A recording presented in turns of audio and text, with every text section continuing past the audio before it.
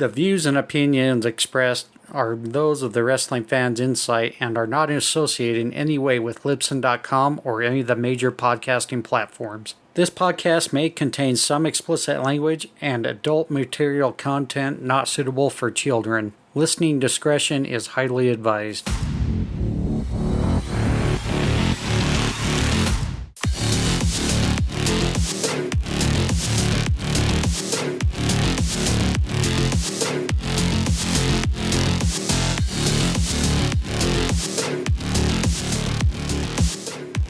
Hello everyone, welcome to episode number 23 of the Wrestling Fans Insight. I'm your host John Hoppy, along with the returning Will Hoppy, hopefully more than 1 week this time, right?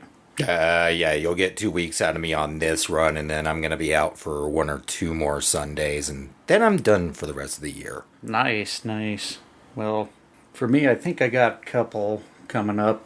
I'll miss a couple weeks in October and one here in September, so it's going to be all you, or we'll have to do some pre-recorded segments, which either way we'll figure something out. We're pretty good at being a couple of goofs. So anywho, with us, our very special guest, Bama Girl Forever. How you doing, Heather? I'm doing pretty good. How are you doing? Well, busy weekend for pretty much both of us. We've been hard at it. It was supposed to be a camping trip weekend, but that went south, and that's okay. We made do with what we could. I've just been here hanging out at the house and just doing what I do. Trying to catch up on my wrestling. Good deal. How did you feel about this week's programming? It was pretty good from what I could pay attention to.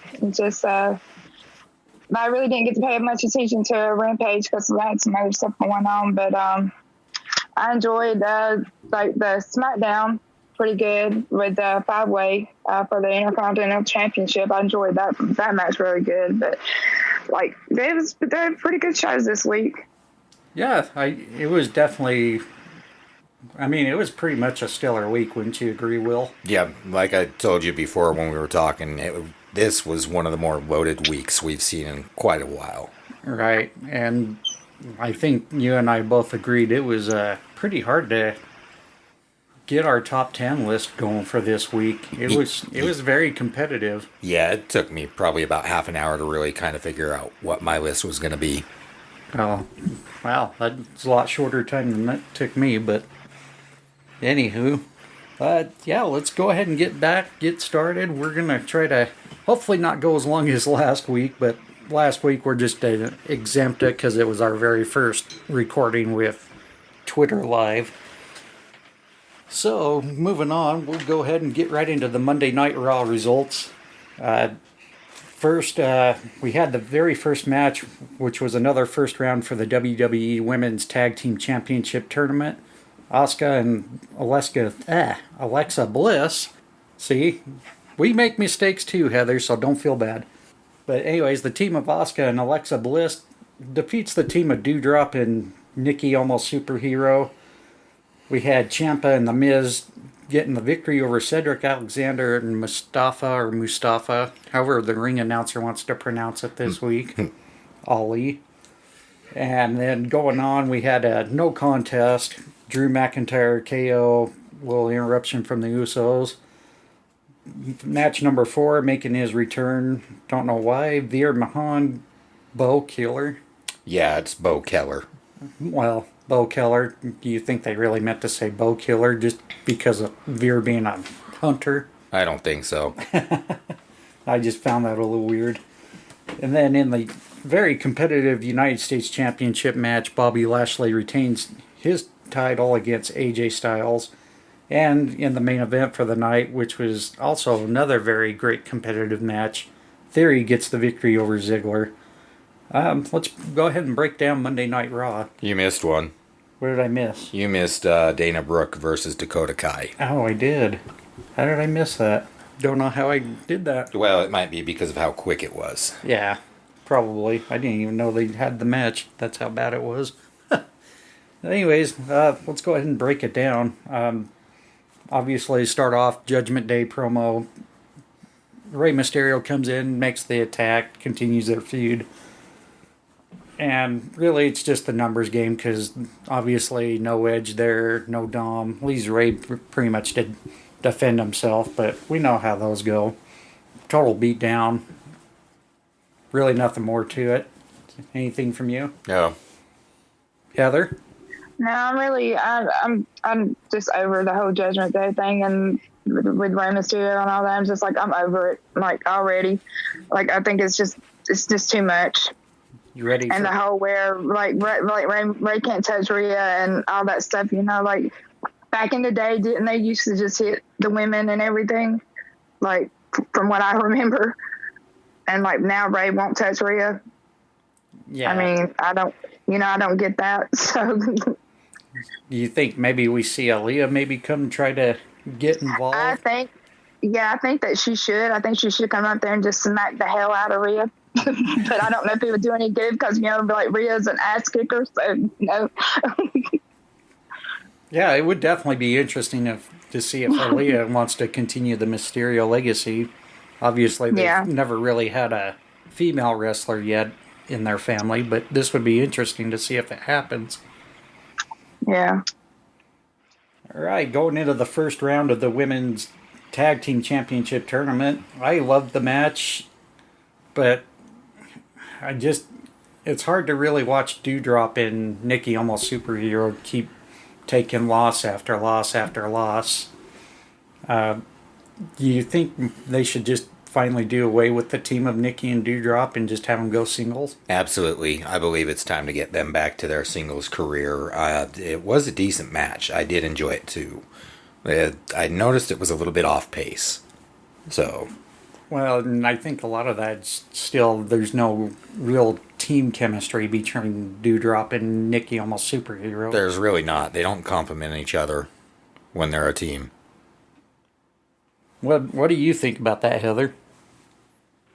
Yeah, there's definitely not any like chemistry there. I don't see it anyway, and I'm really ready for Nikki to drop the whole ASX gimmick and go back to the crazy Nikki. Like that whole gimmick is like done. I'm over that too. Like she needs to go back to the crazy Nikki. That's my opinion. All right. Well, that's a good way to look at it. Then we pretty much go into a promo with Theory and Ziggler. Just ends up in a brawl. Nothing much to it. Ciampa gives us a great explanation why he's aligned himself with The Miz, which then turns into the tag team match. Ciampa and The Miz getting the victory over Cedric Alexander and Mustafa Ali. I thought it was a decent match. Wasn't the best tag team match ever. I mean, seeing the new pairing of Cedric Alexander and Ali, it was almost like a clash of styles there. Yeah, two different wrestling styles that... I mean, they're both really good on their own. Right. But this tag team did not make any sense. It's kind of like what we mentioned with Nikki and Doudrop. There just didn't seem like there was much for team chemistry. It was put together like at the last second. Yeah. My one notable moment through the match was that drop kick to Cedric's face. From Ciampa? Yeah. And see, I thought it was killer watching Ciampa get that knee right under Mustafa Ali's chin right as he was trying to make that 450 splash attempt. Yeah. I mean, you could have not timed that any better, but it just goes to show how great of a talent Ciampa is. I mentioned last week, I don't know if you listened to the episode, when we pretty much took the train off the rails, as you can say. I didn't really get around to it this week. But, yeah, I think Ciampa was just long overdue for main roster, and we're finally seeing the great things that's going to come out of him, and now with Triple H and stuff running the show. Yeah, I'm waiting to see the big title runs out of him. Yeah, I would hope they would give him some solid, good storylines and runs with a couple of the championships while he's still got a good career going. Heather, what did you think of that tag team match? I thought it was a pretty good match, but like y'all, the tag team just being thrown together like that with Mustafa and Cedric, it's just like the tag teams just being thrown together. They at the last minute they just don't mesh. Like just don't throw tag teams together at the last minute and expect them to really, like, they did good, but it's just like the chemistry and stuff is not there like the established tag teams, like they had a good match and everything, but like you just really can tell when they're not, they're established and they're not established, but I mean, it was a good match, but like it just the chemistry to me, Right. I mean, it's very noticeable, especially with, today's wrestling fan. If it was back like in the 80s and 90s, it probably would have had a different feel to the match. But, I mean, today's wrestling fan, with all the other promotions running around, I mean, you see a lot of good tag team wrestling, but that's also because it was either very well thought out or they had a lot of time developing with each other before they hit pretty much the scene for the fans to witness everything. Yeah, I enjoyed the match. The match was good. Like they worked good together and everything. But it's just the thing with all the thrown together tag teams and stuff that keep coming up together. But I mean, like I enjoyed the match and everything. But it's like I'm glad Ciampa is getting his like main roster run and everything. But like to hook him up with the Miz, I don't know. I guess we'll just see how that goes. Right. I'm hoping at some point it'll come down to where Ciampa will eventually turn on the Miz and make a face turn. Yeah. It just kind of seemed odd where you had Ciampa on Raw already as a face when he was having the three-way feud with Braun Breaker and Dolph Ziggler. And that was just not too long ago, seriously. It may have threw some of the fans off, but I'm kind of digging Ciampa having his heel side going, and I think this will really add more value to him as he keeps going on the main roster. Yeah. I just don't like the Miz. I kind of noticed, along with a couple other superstars there. Yeah. We won't name them, though. Alrighty, moving on. Not really caring about these next segment. The whole Ezekiel family at the hospital, that was just... I think it's time for Zeke to drop and bring back Elias. Nothing? No. You're done with Zeke too? Yeah, I'm done. What about you, Heather? Oh, I was over that when he first came out. I'm like, are you serious? And then like the whole family thing, like you said, in the hospital, lame. Like, moving on. All right, since we're all in agreement, we'll move on.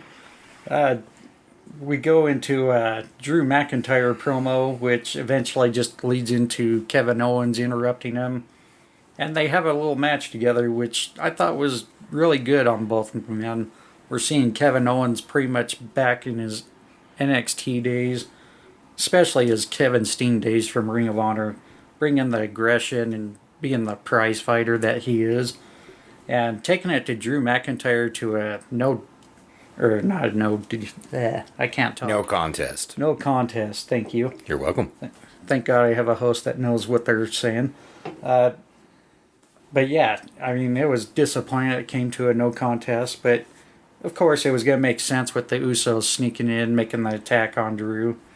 Obviously sending a message to Drew for Roman Reigns that, he has no chance of coming out of Clash at the Castle with the undisputed WWE Universal Championship. How did you feel on that? I thought it was an absolutely great match. I mean, the physicality was brought. We got to see the Fight Owens fight spirit come back, like you said. Definitely disappointed with the whole interference thing. Right. And, I mean, obviously, we should see this coming, of course, storyline-wise. And Usos being one of Heather's favorites, as we've mentioned. Just kidding, Heather. Sorry. How did you feel about that whole segment? I mean, I was enjoying the match, but of course, here comes this stinking sneaky Usos had to butt in. But yeah, I mean, I really enjoyed the match and loved, like, Kevin Owens with his fire back and everything, and seeing him and Drew fighting like they did. And but it's like, of course, the Usos had to interfere, but that was expected with where the match coming up at Clash at the Castle and all that. But I was glad, like, Drew, like, totally dispatched of the Usos at the end, like he did. So I enjoyed that. Right. And I love the message that Kevin Owens also tried to send to the Usos to let Roman know, hey, he owes him one. And we'll find out on SmackDown when we get to that part. Yeah. Moving on, we have Riddle having his backstage interview, which supposedly was set up as via satellite, of course. We know how those go. And then, Seth Rollins in the ring, pretty much letting Riddle know, he has no chance of facing him and beating him over at Clash at the Castle. And it was interesting that Riddle pretty much said, hey, I'm here, and I'm going to come take care of you. And we watched the two get into a mini brawl. But then, was the Veer Mahan match versus Bo Keller after that? Yeah. Okay, I guess I lost track where Dana Brooke took on Dakota Kai. That is in between AJ versus Lashley and Theory versus Ziggler. Okay, that was really my bad. I don't know why I didn't write it down. But anywho, yeah, we see Veer Mahan make his return. Nothing real big. It's continuing showing his dominance. Not really understanding why they would throw him another jobber, especially when the last time we see him, he was beating down the Mysterios. Yeah, I mean, it's getting old. I understand 1, 2, maybe 3 squish matches, but yeah, we're well past that. Yeah, I mean, I think it's time for him to start taking on the well-known talent, the talent that can try to make it seem like they're a little more competition for him. How do you feel about Veer Mahan there, Heather? I don't like him. I mean, it's squash matches. It's all it is. I mean, he's not really had any real competition. I mean, like, maybe here and there he'll have a actual match, but it's just squash matches. I mean, like, he had the whole thing with the Mysterios, but he was still just, like, squashing them. I mean, and, like, why bring him back if he's just gonna just have these lame little matches and just go through everybody? I mean, I understand he's supposed to be the big destroyer and all this stuff, but, like, give him some real competition. Have him have matches. And, like, you did this whole thing of bringing him back and Veer is coming. Like, you took months to bring him back. Do something with him. I mean, it's not making any sense. Well, and this is kind of like similar to the hypocrisy when people are saying Tony Khan's hoarding talent. Well, the difference is they're using Veer Mahan, but not the right way. They're just kind of having him go out and be a filler guy in a way. And I think Veer Mahan could be a real force to be reckoned with, but there's just nothing really there for him, or they're not creating something for him, and that's not fair to the guy, but I really hope they do get something for sure. Then we go into a promo with Dakota Kai, Io Sky, and Bayley. Nothing real major there, but they spot Dana Brooke in the back, and nothing real much to it. We knew that was going to be a setup for a match at some point.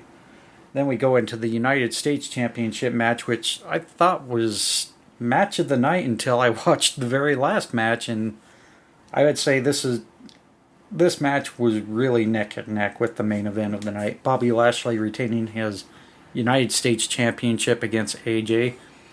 I kind of felt like AJ had more of the offense in that entire match. Yeah.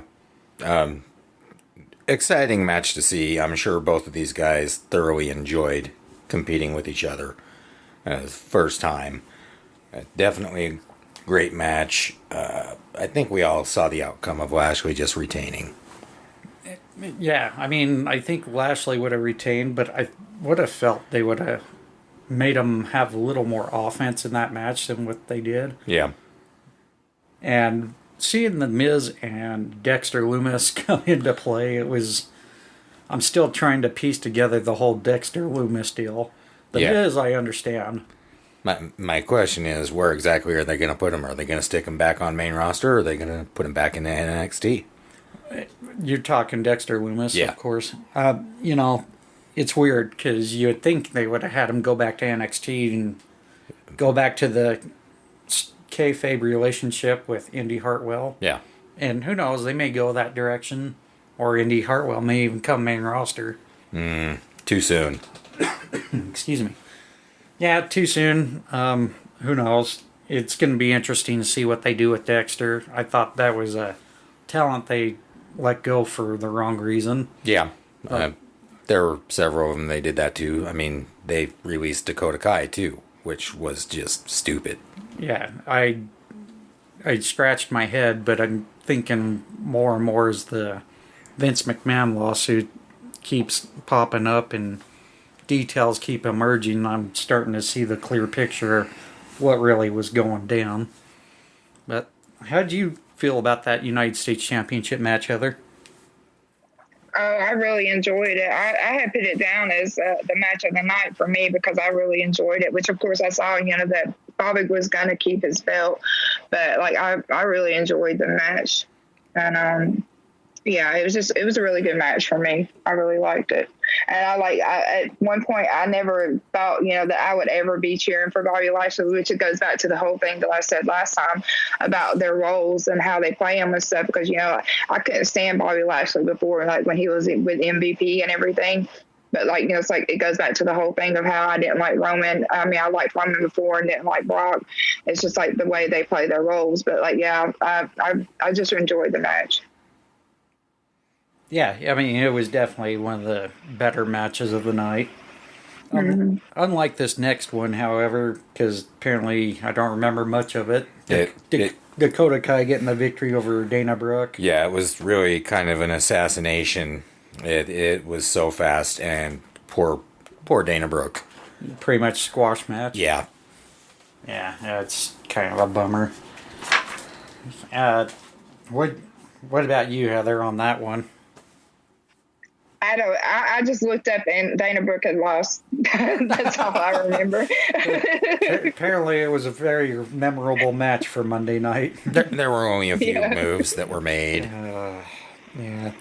And I apologize to Dakota Kai and Dana Brooke. It's not always on the talent for that. Sometimes I know it's time constraints and everything, but yeah, it's kind of a bummer because I think both ladies have what it takes to put on a decent match. Unfortunately, I'm thinking just because of the way it was billed, it was not really well for either of the talent.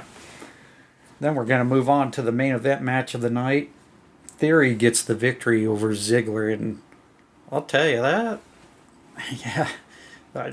I put a 10 on this one. Yeah, that one, if it was a Meltzer review for me, not that Meltzer would review a match like this very well, but I definitely would have gave it 5 stars. Both guys brought it.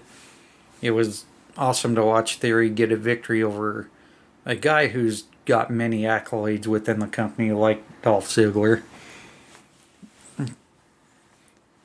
I know Theory's definitely not one of your favorites, Heather, but would you say that was a really great match for him? Yeah, it really was because, like I said, I had pitched the United States Championship as match of the night, but then when I went back and I had checked my notes and everything, I ended up changing it to that one. Even though I do not like Theory, that was a hell of a match. Because like I said, I don't like Theory, but yeah, it really was an excellent match. It really was. Like just to go against Dolph and his skill and everything, and then to get a victory over him like he did, it was a hell of a match. Yeah, I mean, when you got a young guy like Theory who's only 24 years old, the guy wrestles like a veteran talent.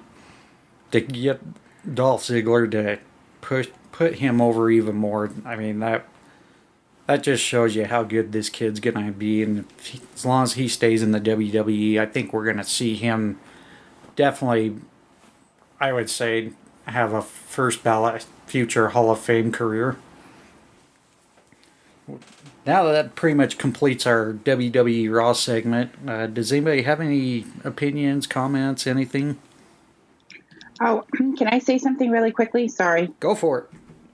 I would just like to welcome everyone to the Wrestling Fans Insight, and I would like to acknowledge everyone in the room that's listening with us today. Would like to say thank you to Sage, Jay, Chris, Rosie, James, Jess, and Amber. And just to remind everybody, if you would like to speak, just raise your hand, and we will, and John will get to you. So that's all I wanted to do. Thank you. Go ahead. Go ahead, Jay. Okay, first question about the Miz and this whole Tommaso Ciampa type deal. Where do you see them going with it? Does Johnny come back this week? Does he come back next week? When does he actually make a sudden return? To be honest, I don't know. I'm not even sure how much Johnny really wants to come back, especially just, with Candice LeRae just recently having their child. I mean, it's been, a few months now, hasn't it? Yeah, it's been more than half a year, I think. Yeah, I mean, it all depends on how fast Johnny really wants to come back, and if he really sees that he's got a good future now with Hunter taking the driver's seat and not just the talent relations, but creative. As far as the whole Miz Ciampa deal, I know Miz keeps talking about promoting them to take the undisputed tag team championships off the Usos, but no, I'm not seeing that direction. I'm thinking with the whole Sami Zayn and the bloodline issue, I'm not saying it's going to happen, but I'm almost going to say we might see Kevin Owens and Sami reunite, and who knows? They may be the ones that takes the belts off the Usos. Nothing? No, you said it. No. Well, I was just going to say, I do see Kevin Owens and Sami getting back together because you're going to have the Usos just you're going to have them egg this guy on. You're going to have them say he's a part of us, but then they're going to slide into they're just going to undercut him and just say, hey, we really didn't give a damn about you at all. We just you were just a tag along, and we were just playing around with you for the fun of it. Right. And we'll discuss a little more of that once we get to the SmackDown segment, too, because anybody who watched SmackDown this past week saw the storyline between Sami Zayn and Roman Reigns. Let me pull up my screen here. Sorry, folks. Does anybody else got a comment, question, anything? I just want to say this has been an awesome show so far. I'm really enjoying listening to y'all. We appreciate you jumping in, Sage. I know you always offer me a mic, and unfortunately it's the times where I can't really jump in due to job nature, but one of these days I promise I will accept that mic and make a fool of myself. And I'm excited for that day. All right, you got nothing else, Will? No, okay. I do. Uh-oh, okay. I kind of want to just give Raw the shout out for doing a much better job than they've done over the past few months. Yeah, I mean, you definitely see a much different change in how the program is formatted. You got the storylines getting much better. Things are being a little more logistical than what they were when Vince was running things for the last 2-3 years.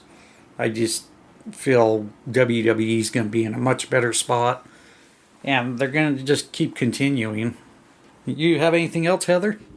No, that's it. I don't have anything else to say. I really enjoyed Raw.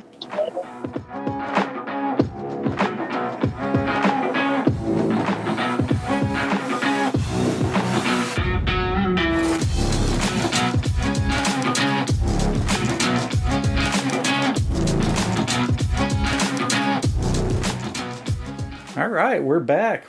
we're here with our live Twitter friends again. Well, sorry, live recording with our Twitter friends here on Twitter Space. It's been a really great episode. We appreciate everyone tuning in, participating. Let's keep the fun going here. We're going to go right into NXT 2.0 Heatwave. Thought this was a really great card. Would you agree? This was an amazing card. To me, this kind of felt like this should have been more of like one of their premium live events here. Yeah, the way absolutely. This was, yeah, I mean, you basically got a really... This is something I would normally expect like on a WrestleMania or SummerSlam type program. Yeah, this program was actually the one that had me so very twisted and mixed up on my top 10. Yeah, it definitely muddied the water for a lot of things, and last week's NXT 2.0 was not real stellar, but this week it definitely had a 180. With that being said, let's get right into it. We'll start with the results right off the bat. For the North American Championship, Carmelo Hayes retains against Giovanni Vinci. We had Cora Jade defeating her longtime ex-best friend Roxanne Perez. Tony D'Angelo, pains me to say this, gets the victory over Santos Escobar. For the NXT Women's Championship, Mandy Rose, which really surprised me out of all the matches, retains her championship against Zoe Stark. And in the main event for the NXT Championship, Braun Breaker gets the victory over JD McDonough. Well, let's go ahead and start the breakdown for the North American Championship. Two really great athletes who are very fast-paced in the ring. I wouldn't say all high risk, but more medium risk, going through the ropes, taking moves, high flying from the top. I mean, it was just very athletic. Yeah, this is a fantastic match. Everything about it was impressive to me. They did well, very well together. As far as Vinci goes, I'm just even further convinced than I already was. Yeah, I mean, when Vinci made his debut, what was it, about a month ago, maybe over a month ago, I mean, that very first match, he did not wrestle with butterflies or anything. He was very well prepared to go right onto TV, and I'll tell you, the guy has not made any major or noticeable mistakes in the ring. No, if any part of being out there at first was getting to him or giving him butterflies, making him nervous whatsoever, he did a masterful job in not showing it whatsoever. And Carmelo Hayes, I'll tell you, the way he carried Vinci with the match, I mean, that guy can make anybody look good in the ring. He does such a wonderful job taking care of his opponents, and the way he talks on the mic and everything, Carmelo Hayes is going to be the real deal once he hits main roster. But the one thing I'm going to note, sorry, I know you got your finger at me. Well, it's probably the same thing. Did you notice Vinci's shoulder was not down? Yes, I did notice that. Yeah. If anybody watched that replay, you saw that Carmelo Hayes' foot was under Giovanni Vinci's left shoulder. And I'm a little surprised we haven't seen anything on Twitter from Vinci or anything as far as how that's been going, especially when we just had that recent issue with the Usos and Street Profits recently with the whole, was it Money in the Bank and SummerSlam? I think so. Yeah. I mean, it just threw me off that the ref was in position. He saw it, but nothing of it. I did write bad trick. Yeah, Trick got involved, obviously. We know that's going to happen when anytime there's a match with Melo unless he gets thrown out. But I wish they'd stop doing that with him. yeah. I mean, have Carmelo win the match clean. He's a much better talent than that. Did you get the opportunity to watch that match, Heather? No, see, I normally don't watch NXT because, like, with the whole rebranding and everything, I just didn't like it. But I'm gonna have to get back into it. But like, I only got to watch half of it because I was driving and everything, and I didn't never get to go back and rewatch it. So I'm not going to be any help on this part of the show. Yeah, this one I would recommend watching. I mean, it was definitely one of their better showings in the last few weeks. I think like I caught like the last maybe hour of the show, but I really couldn't tell you what happened. Like I ended up having to drive to Georgia, and like I caught like maybe the last maybe 30 minutes or maybe last hour of it, but I still really wasn't paying attention. So y'all might have to just talk about it. So because I'm not really going to be able to offer any insight. All right, no worries. When we get to pretty much that last half hour of programming, we'll chime in for you. How about that? Okay. All right.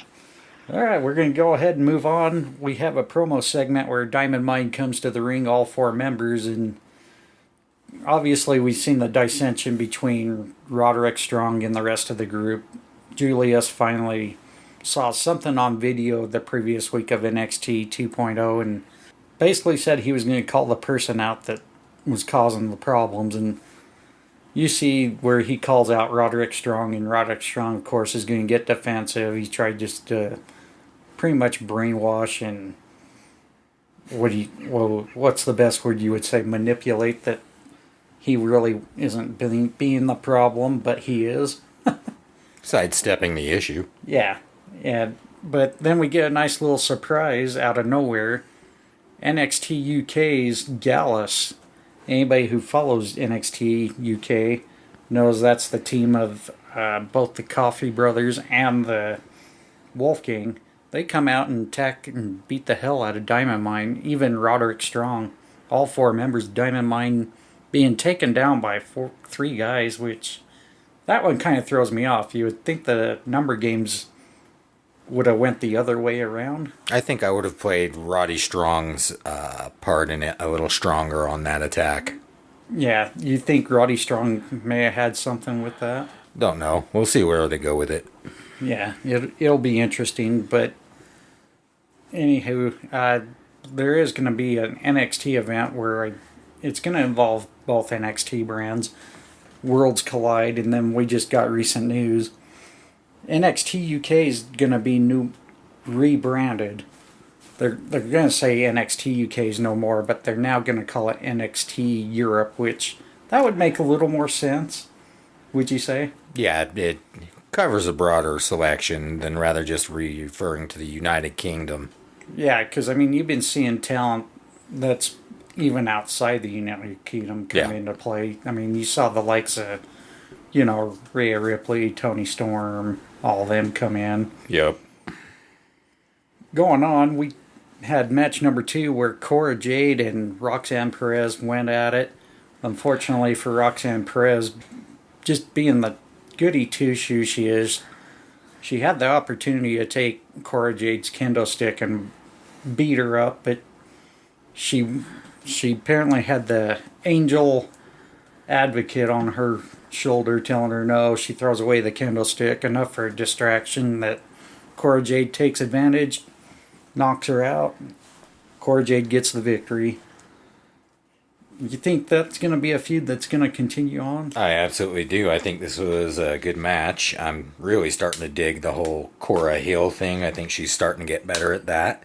But I think they finished it strong with the story being left open. Yeah, I mean, I definitely would like to see Cora be even more aggressive than what she's being. Yeah. I did have some criticisms over, the last couple of months with her being a little too...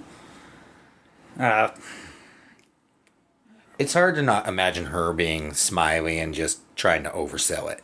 Right. Finesse is the word I was looking for. My apologies. But yeah, I think her being too finesse with her moves and backstage interviews and everything, I think we're starting to see her go in the better direction. I just hope creative can find ways to get her just, pardon my language, just be a total bitch. I think she's doing a good job. We just need to see her deep down even further. Then we see a segment with Briggs and Jensen, and Gallus comes in, interrupts their interview time. I think we're going to end up seeing the NXT UK Tag Team Championship on the line. I think it's next week for that it's set for. Do you remember? No, I don't. If it's not for next week's NXT UK, or not UK 2.0, it will definitely be NXT when Worlds Collide. Going on, Tony D'Angelo in a street fight getting the victory over Santos Escobar, where the stipulations was Tony D'Angelo wins, he keeps the rest of Legado del Fantasma. If Santos Escobar wins, Legado del Fantasma is free from the D'Angelo family, and we saw the result, which was, it could have went either way, really. I'm guessing by Escobar taking the loss, we're going to probably see him end up on Raw or SmackDown soon. Yeah, I think he's pretty much ready to move up. I am a little disappointed, though. I think they should have kept the faction together and just sent them all main roster. I will say, though, in Fairview, Elektra Lopez probably needs a little more time developing in the ring. Yeah. But as far as the other two go, they're really great in the ring. I mean, they could take the tag team division by storm. Yeah, I don't see a point to keeping them back any further. Yeah. But it's going to be interesting to see how the D'Angelo family continues on in NXT 2.0. Going on, we have another backstage segment with Caden Carter and Katana Chance, and they're talking in the back with Indy Hartwell, and eventually it leads up to Blair Davenport from NXT UK. Hint, hint. Another invasion coming up. NXT UK member coming up to the NXT 2.0 member.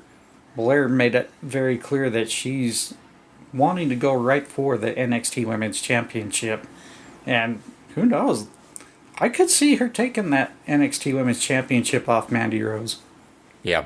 Have you watched much of Blair Davenport?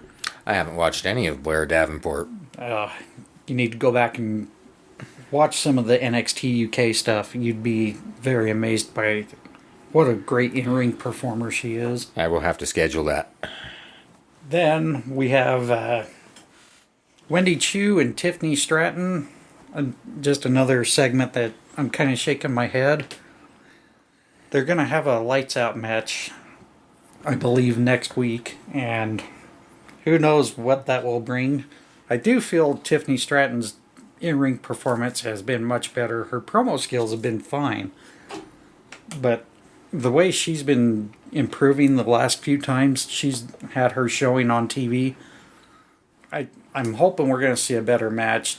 I'm still not quite over the whole Wendy Chu in the pajamas. I see a lot of problems with that.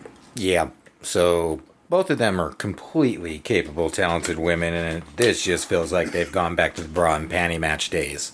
Yeah, I'm not liking this match. However, maybe they'll surprise us with the showing. Have you really been watching any of this part of the segment at all, Heather? I know we weren't going to call on you till later, but...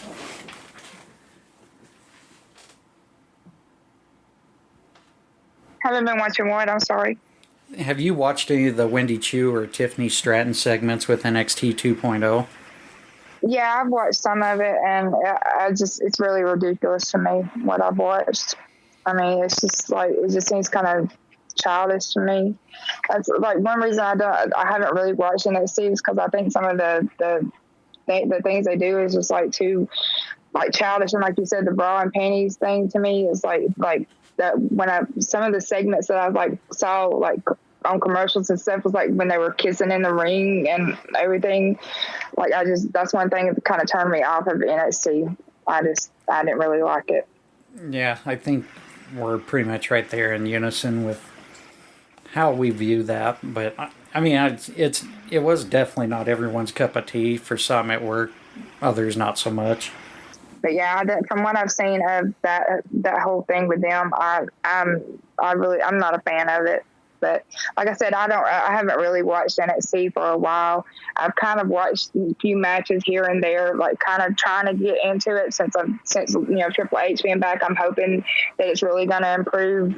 So I'm going to try to get back into watching it so I can give my insight on things. But like those matches, like the segments and stuff, I really do not like. Yeah, we're right there with you. We're going to go right on to match number 4 of the night, the NXT Women's Championship on the line. This one was one that really shocked the hell out of me because I thought, as well as they've been building Zoe Stark up, unfortunately, Mandy Rose retains her championship, and there was a little bit of interference, of course, from Gigi Dolan, JC Dane, the rest of Toxic Attraction. It just, the good thing was watching the referee throw them out, and it gave the feel that Zoe Stark was going to have that really great chance and have her moment.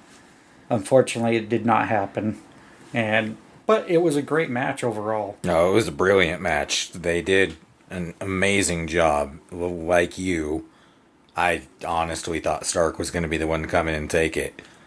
But, of course, it ended up in a knee brace victory. Right, Mandy Rose taking Zoe Stark's knee brace, putting it on her knee, and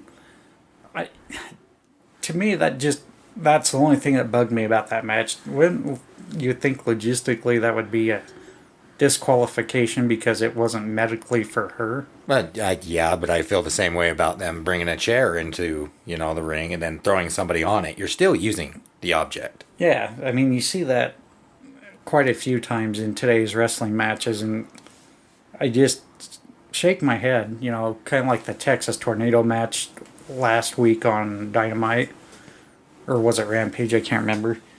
But, they called it a Texas Tornado tag team match, but you don't need to tag in. Just things like that, it just kind of really get my goat on how that goes anymore. It looks like it was Rampage. Yeah. Anyhow, we're going to go ahead and move on. Actually, no, Heather, did you see that championship match at all between Mandy Rose and Zoe Stark? No, I think I caught maybe the tail end of it, but I really wasn't, I was just coming in and getting settled and stuff, so I really couldn't pay attention to it. All right, no worries. But I love Mandy Rose since she's come back into NXT. I think she's done a whole lot better since she's back in NXT. Yeah, definitely. I think ever since they moved her to NXT, they repackaged her in the right way. Instead of having her stay on main roster where she didn't really have anything going on other than being Otis's boyfriend on a separate brand. Yeah. I really like what she's doing. From what I've caught, like I said, I haven't been watching, but the parts that I've caught and stuff, I really like what she's doing. Yeah. I think eventually at some point we'll see the entire Toxic Attraction Reign Terror in the main roster here. Going on, I guess there's going to be a new debut, Quincy Elliott. Don't know much about her, hoping we'll see great things. Then we go on to Grayson Waller having a backstage interview. Looked like he was challenging Apollo Crews to a match, is that right? Yeah. And then, for the main event, which was actually a great match as well, Braun Breaker retains the NXT Championship against JD McDonough, formerly known as Jordan Devlin from NXT UK. And I'll tell you, JD had quite the good psychology as far as carrying that storyline between the two. Nothing? I don't really have anything much besides the fact that this is the first time I actually watched McDonough wrestle. So, okay, my apologies. I thought you had been watching him for a little bit. No. Anyhow, no, I mean, it was nice because JD McDonough the last couple of weeks has played a very, I guess you can say, deranged psychopath, knowing every part of the human anatomy and when it's injured or when it can heal. And he uses it to his advantage to take his opponents down. Yeah, he's pushing the masochistic. And then, yeah, I mean, it was a very good match. The part that I really liked was when Braun Breaker gave him a spear and kind of like, I guess you can almost say Undertaker-like. He gets up, has that big smile with blood going in his mouth all over himself. Yeah. Like he was waiting for the finished punishment to take place. Braun Breaker, again spears him and then gives him the power slam. 1, 2, 3, it's over. And yet we get another surprise from NXT UK. Their champion, Tyler Bate, two-time champion, mind you. Tyler Bate comes on the scene, does the whole CM Punk John Cena deal where they raise each other's titles up. Kind of wonder if they're going to try to do the title unification again. Only this time it'll be for the NXT brands. I think that'll be an interesting match for when NXT Worlds Collide happen. Did you catch any of that match at all, Heather? Yeah, I caught some of it. I really like Braun Breaker. I really like him a lot. And I like that he came out with the sledgehammer and everything. I thought that was cool. But I didn't know anything about the other guy, but I really like Braun Breaker and his wrestling style and everything. I really took notice of him. Yeah, J.D. McDonough, like I said, known formerly as Jordan Devlin, he was a cruiserweight champion for NXT for a short time. But if you ever get time to go back, and if you have Peacock, that is, go back and watch on the WWE Network on Peacock, I highly suggest looking at some of the matches JD's had over the years. You'd be amazed how well he gets all the other talent over, and he can definitely tell a good story in the ring. With that, yeah, I'll go back and check him out because I really enjoyed that match. Do you have anything else, Will? Nope. Alrighty. Well, that kind of concludes our takes on NXT 2.0, and we're going to open it up if anybody has a comment, question. Go for it. Good afternoon, everybody. I was listening in to you. I just came in on your NXT review. First thing first, Gallus and Tyler Bate, for those who don't know anything about them, I think you guys are going to highly enjoy them, especially Tyler Bate. He is a Johnny Gargano. He's kind of like Johnny Gargano in the sense that every match he's in is going to be exciting. It's going to be heart pounding, down to the wire. If anybody remembers those Johnny Gargano matches back in NXT, that's what Tyler Bate was back in NXT UK. So you guys are going to join. Gallus is they're balls to the walls. I don't know how to describe Gallus, but they're very, very entertaining from what I've seen from them from NXT UK.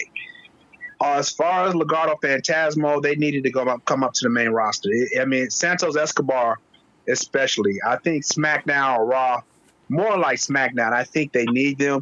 And I wouldn't worry about Elektra Lopez. I do think that she does need seasoning, but I think from what I've seen from her, it's not going to be much of her that she's going to offer in the ring. And if B-Fab's on the main roster, I have no problem with Elektra Lopez being on the main roster as well. So I'm going to really enjoy Legado Fantasma. And as far as Zoe Stark and JD McDonough, for those who don't know, those are favorites of Triple H and Shawn Michaels. So you're going to see a lot of them. I'm not shocked that these two got good matches out of Mandy Rose and Braun Breaker, and Braun, who I said last week is probably going to be on the main roster probably after post WrestleMania, no later than after SummerSlam 2023. But JD McDonough and Zoe Starks, they got that same pedigree that Shawn Michaels. He sees a lot of himself in those kind of guys, in those wrestlers, and there's nothing much more to say from that one. I don't want to lose my train of thought because I have a comment about Toxic Attraction and Mandy Rose, but I want to wait. If you guys are going to review SmackDown, I want to wait for that. Yeah, and we will. Sorry, getting some weird echo. But yeah, we will be covering Toxic Attraction in the SmackDown segment. That just because I want to talk about all three of them in general too. So I just wait for the SmackDown part. All right, sounds good. Go ahead, Nick. All right, so following up a little bit on the NXT Heat Wave that took place this past Tuesday, the reason why they're bringing in Gallus and Tyler Bate, it's out there now that NXT UK is pretty much folding shop, and they're creating what's now going to be called NXT Europe. What they did was they're only going to keep like the high-end talent, as Tyler Bate and Gallus and Blair Davenport. They released about 23, 24 wrestlers this past week, all of them that I thought, would be brought over to be part of the pan-European contingent that they were talking about. However, I will say this. If you really want to watch a few matches that, from these guys that they're bringing over, you got to go to Progress Wrestling, you got to go to ICW, or you got to go to Rev Pro. Some of their matches are on YouTube. One match that I will tell you to watch over and over again is Tyler Bate versus Walter, now known as Gunther. It was a main event about 2 to 3 years ago. It is classic storytelling and Kings Road style wrestling at its finest. And also there's an Irish company called OTT. They have some matches that involve J.D. McDonough, formerly known as Jordan Devlin, and you just got to watch some of his matches there as well. It's very entertaining, and it will make you appreciate them more and more. Awesome. Thank you for the input there, Nick. Go ahead, Jason. Now, Nick took my comment. I was about to mention Tyler Bate and Walter back in Cardiff. That was 2 years ago. Blair Davenport is B. Priestley. If you guys watched AEW in his early days, that's the former B. Priestley. And I think she wrestled in Japan too, at Stardom. So for those who don't know, that's who she is. You probably do want to go on YouTube and check her out. One more Tyler Bate match you probably want to check out was back in NXT Chicago, I believe. That was him and Pete Dunne for the then WWE UK Championship. That was also a classic. That was my favorite Tyler Bate match before the Walter match. That was in NXT TakeOver Cardiff.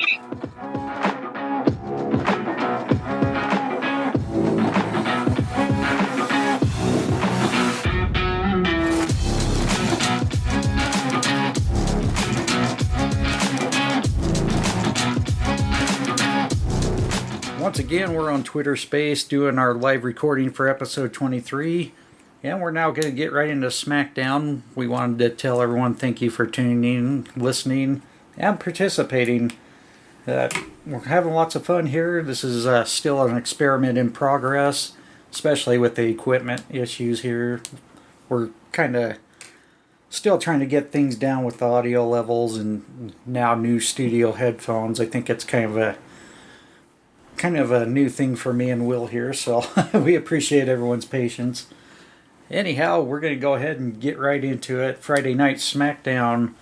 For the results, it was only 3 matches, which disappointed me for a 2-hour program. I see you laughing your ass off over there. So, yeah, I kind of scratch my head on cards like this because 2 hours, you should definitely have a lot more than this going on. Not saying there was bad matches, they just could have been a little more to the program. Well, we've spent, a couple of months kind of just basically asking for them to give more. Maybe it's time to ask them for less. Yeah, I have no idea. Just scratched my head on that because at one point I had a hard time keeping up with that last segment. I'm just thinking, did I go into a space zone that I didn't know? Because, like we mentioned in the Raw segment, I totally spaced the whole Dakota Kai and Dana Brooke match. But anyhow, let's go ahead and get right to the results. First round WWE Women's Tag Team Championship Tournament, which we had a little bit of a change in the card. It didn't get announced until early Friday morning that Toxic Attraction was replacing Nikita Lyons and Zoe Stark, which was due to an injury Zoe Stark sustained, I guess, at NXT 2.0 with her match with Mandy Rose. Not sure if that's a kayfabe injury or if that's real. If it is real, we hope Zoe Stark comes back soon, better than ever. Just real bummer that she came back, got her championship opportunity, and now gets put on the shelf. That's always a hard thing to see. But we see Toxic Attraction pull off the upset, getting the victory over Natalia and Sonya Deville. Match number 2, the Fatal 5-Way, where the winner receives the Intercontinental Championship match at Clash at the Castle with Gunther. Sheamus ends up defeating Ricochet, Happy Corbin, Madcap Moss, and the hometown guy of the night, Sami Zayn. And in the final match, I guess you can call the main event, Liv Morgan gets the victory over Shotzi. Like I said, I'm a little disturbed by seeing what all took place on the card. It should have definitely been a lot more, in my opinion. But we see Ronda Rousey come out of the crowd, gives her usual speech. Hey, I paid my fine. I'm going to hold the show up until I get reinstated. And we know how things like that are going to go. She ends up taking down the security, but until the last part, police got involved. They cuff her, take her to the back, haul her off from the arena. I didn't really see how that progresses Ronda's story build being, staying in the WWE. It didn't. It has absolutely no push to it. She doesn't have any further to go with becoming a heel because she's already done such a great job at it. Well, and it's like when they tried to turn Becky Lynch heel. I think this one kind of backfired because obviously from SummerSlam event, we saw the fact that, Liv Morgan tapped out long before the 3 count, but unfortunately the referee didn't see Liv Morgan tap out. It was kind of frustrating, but I think this one definitely is going to kind of haunt the whole situation. What do you think on that, Heather? Yeah, everybody was so happy, that Liv won the championship, and then when she tapped out, and the ref didn't see it, and then you saw how when she came out, everybody was booing her at the next SmackDown after SummerSlam, where they were booing Liv Morgan. I can't remember what it was, but anyway, that's what Becky was talking about, how the fans were so fickle, how they would turn on you. But yeah, the whole Ronda thing, she's already a heel, and where they're going with the police and all that stuff, it's not. I don't know where they're going with it, but yeah, she's already doing good as her heel job. So I don't know where they're going with the whole situation. Right, and I think you were referring to the double turn where one switches from heel to face and the other from face to heel, and yeah, I don't think that's what their intention was. It just that's how it played out, and yeah, I mean that's what I'm saying. The fans are because Becky I know she had tweeted out about the fans being fickle because just how they turn on you. 1 minute they're cheering for you, and then the next they're booing. You can't please the fans. And it's just do what you got to do. Right. We're going to go ahead and move on to the first match, which was the WWE Women's Tag Team Championship first round tournament. Like we mentioned earlier, Toxic Attraction replacing Nikita Lyons and Zoe Stark get what I feel is the upset victory over Natalia and Sonya Deville. I mean, there was a few flaws with the match, but it was still entertaining. No, I think they actually destroyed it. And for them to come up to the performance on a main roster card, they did extremely well for that. Yeah, I mean, obviously you could see a little bit of the nervousness with GG and JC. But they, like I said, despite the flaws, it was still an entertaining match. I love the element of surprise having the NXT 2.0 let me rephrase that. Seeing the 2-time former NXT Women's Champions come in and get the victory and advance in the tournament, I think that was actually a smart move on Creative's part. Yeah, I think so too. And watching Bailey, Dakota Kai, Io Sky, the ringside seats, just doing their taunting. I love they were taunting Michael Cole, and Cole was doing a good job selling the irritation factor and kind of bug off, you buggers. I actually love that segment. However, you could tell that, Dakota Kai, Io Sky scouting out the competition. I think they were there to distract Natty and Sonya more than Toxic Attraction in a way. Now that kind of makes me wonder, was that the plan all along, or was it just a kind of like a coincidence deal? Nothing? No. No. Heather, what was your take on that? I loved it. I was really glad they let that Toxic Attraction won, and I'm loving the whole thing with Bailey being back and Torment and Michael Cole. I love that because she gave him hell the whole time she was there before, and now that she's back and she's picked up right where she left off, I just love it. And I was really happy that Toxic Attraction won, and that they're letting them advance like they did. Yeah, like I said, I think that was the right move, having the underdogs come in, take the victory. It's going to be interesting to see what they do in the next round. Moving on, promo with Roman Reigns and Sami Zayn. I mean, Roman pretty much just egging Sami, making him believe that he agrees with everything that Sami has been saying about, Jey Uso being on his butt and everything else.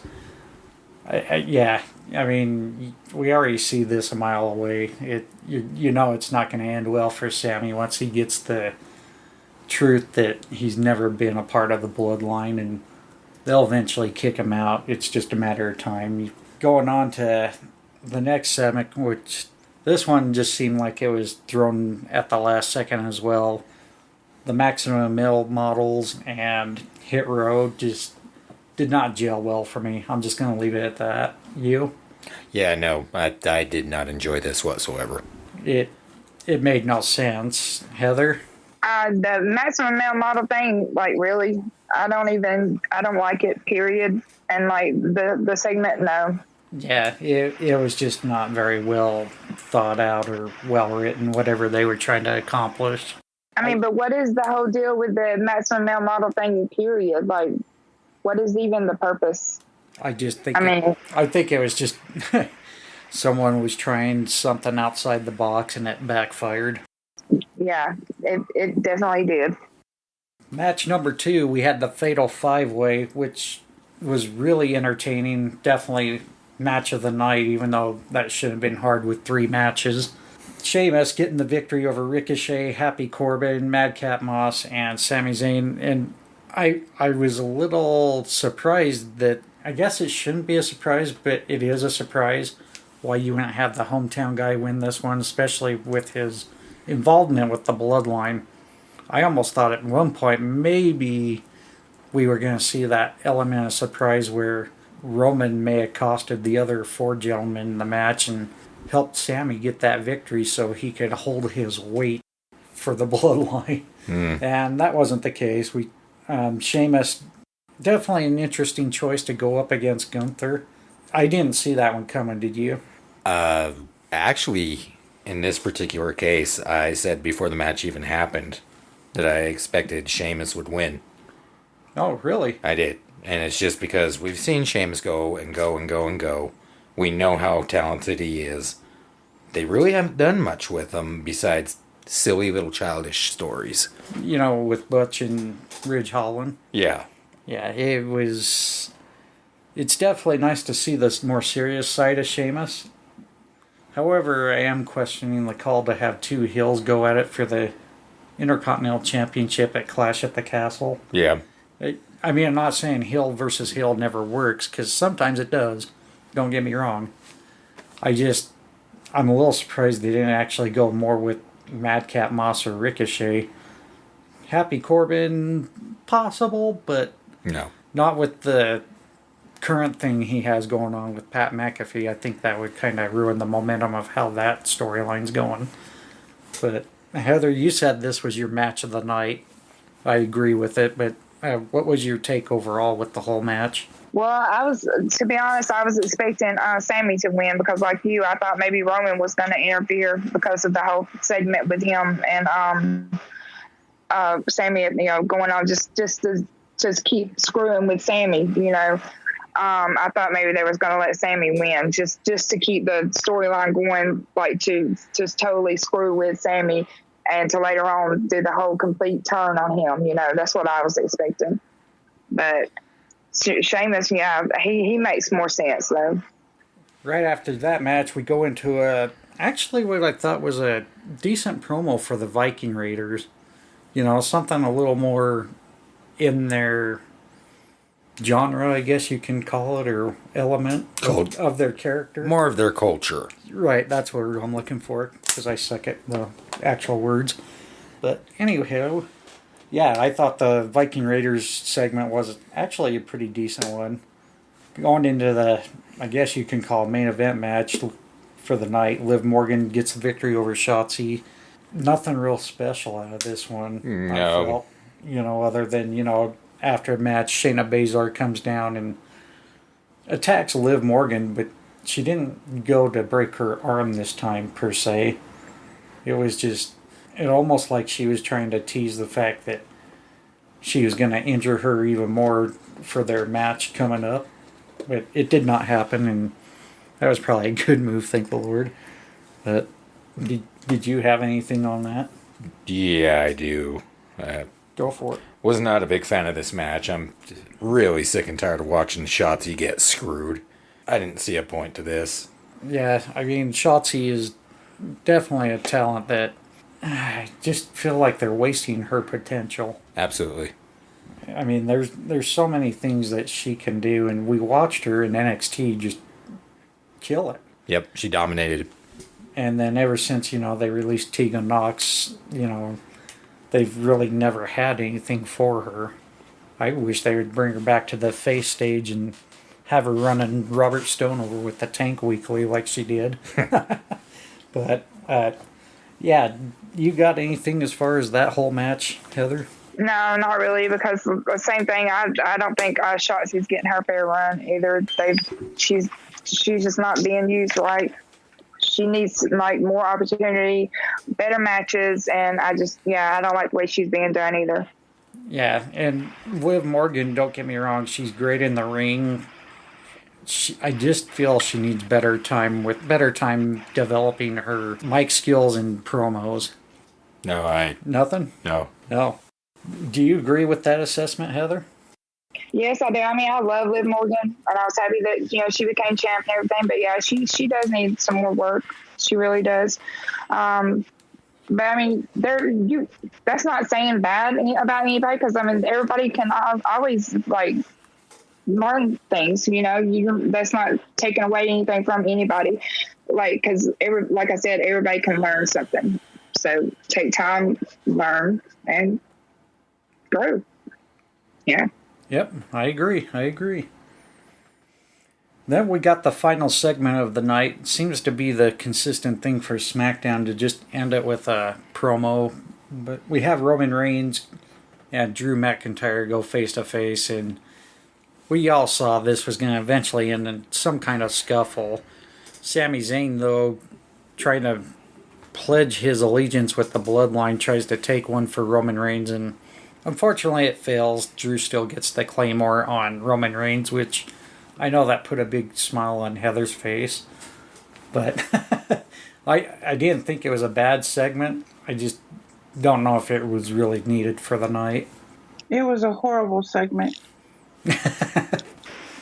It was awesome. It was awesome. I know, like, Heather was crying when she saw it. I was near tears. Thank God I had chocolate. Yep. Go ahead, Heather. Tell us how sad you were. I was so happy. That's not how that actually worked, but okay. She's really sad inside. Really. Inside. Okay, carry on. You know, Heather, you can always send Carolina some German chocolate cake to help comfort her. Gross. No. Okay, we're happy this happened. We're happy. Whatever it takes. Just don't send me that stuff. We are so happy. I can't begin to tell you how happy I am. Okay, carry on. No German chocolate cake. I will be mad. Alrighty. Anyways, that's pretty much wrapping up our takes on the SmackDown segment.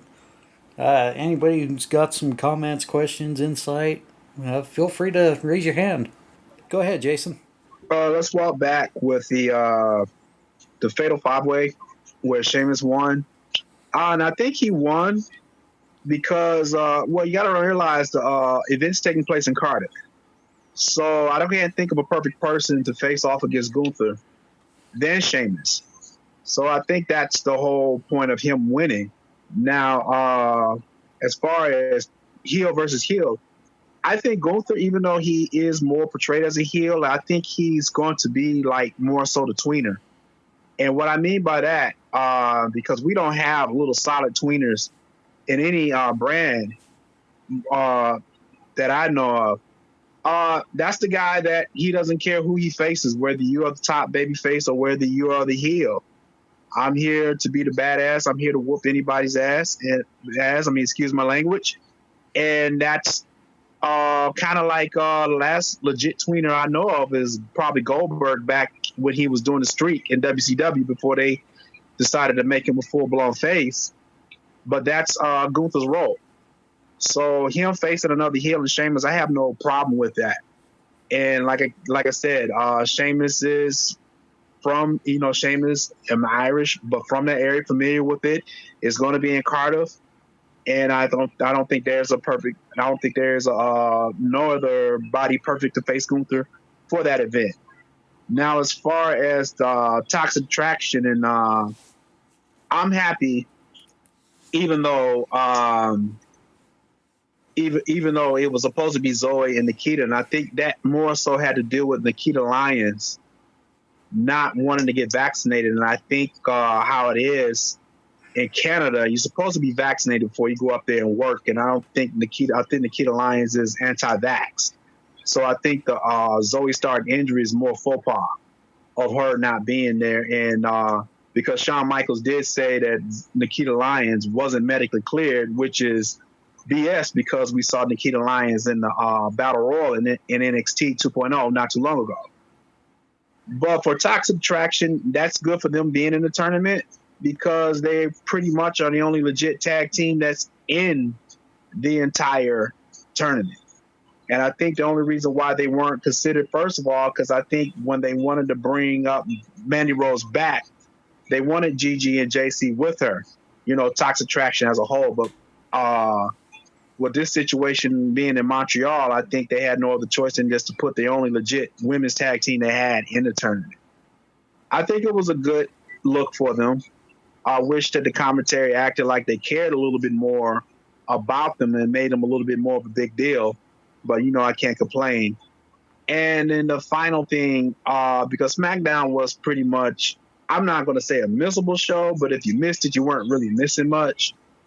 But I think Triple H is slowly writing the Maximum Male models off. That's why you're getting those little segments. You just can't just ditch them after you had the old regime, package them and premiere them like they're going to be a big thing. So I think he's slowly writing them off. But Hit Row, you see where they miss somebody like a Swerve Scott, Swerve Strickland in AEW now. But you could see it right then and there. I don't think they need to do any more of those little little rap segments for them. I think they just need to let that Hit Row kind of grow as a tag team in the ring, per se. But I'm gonna land my plane right there.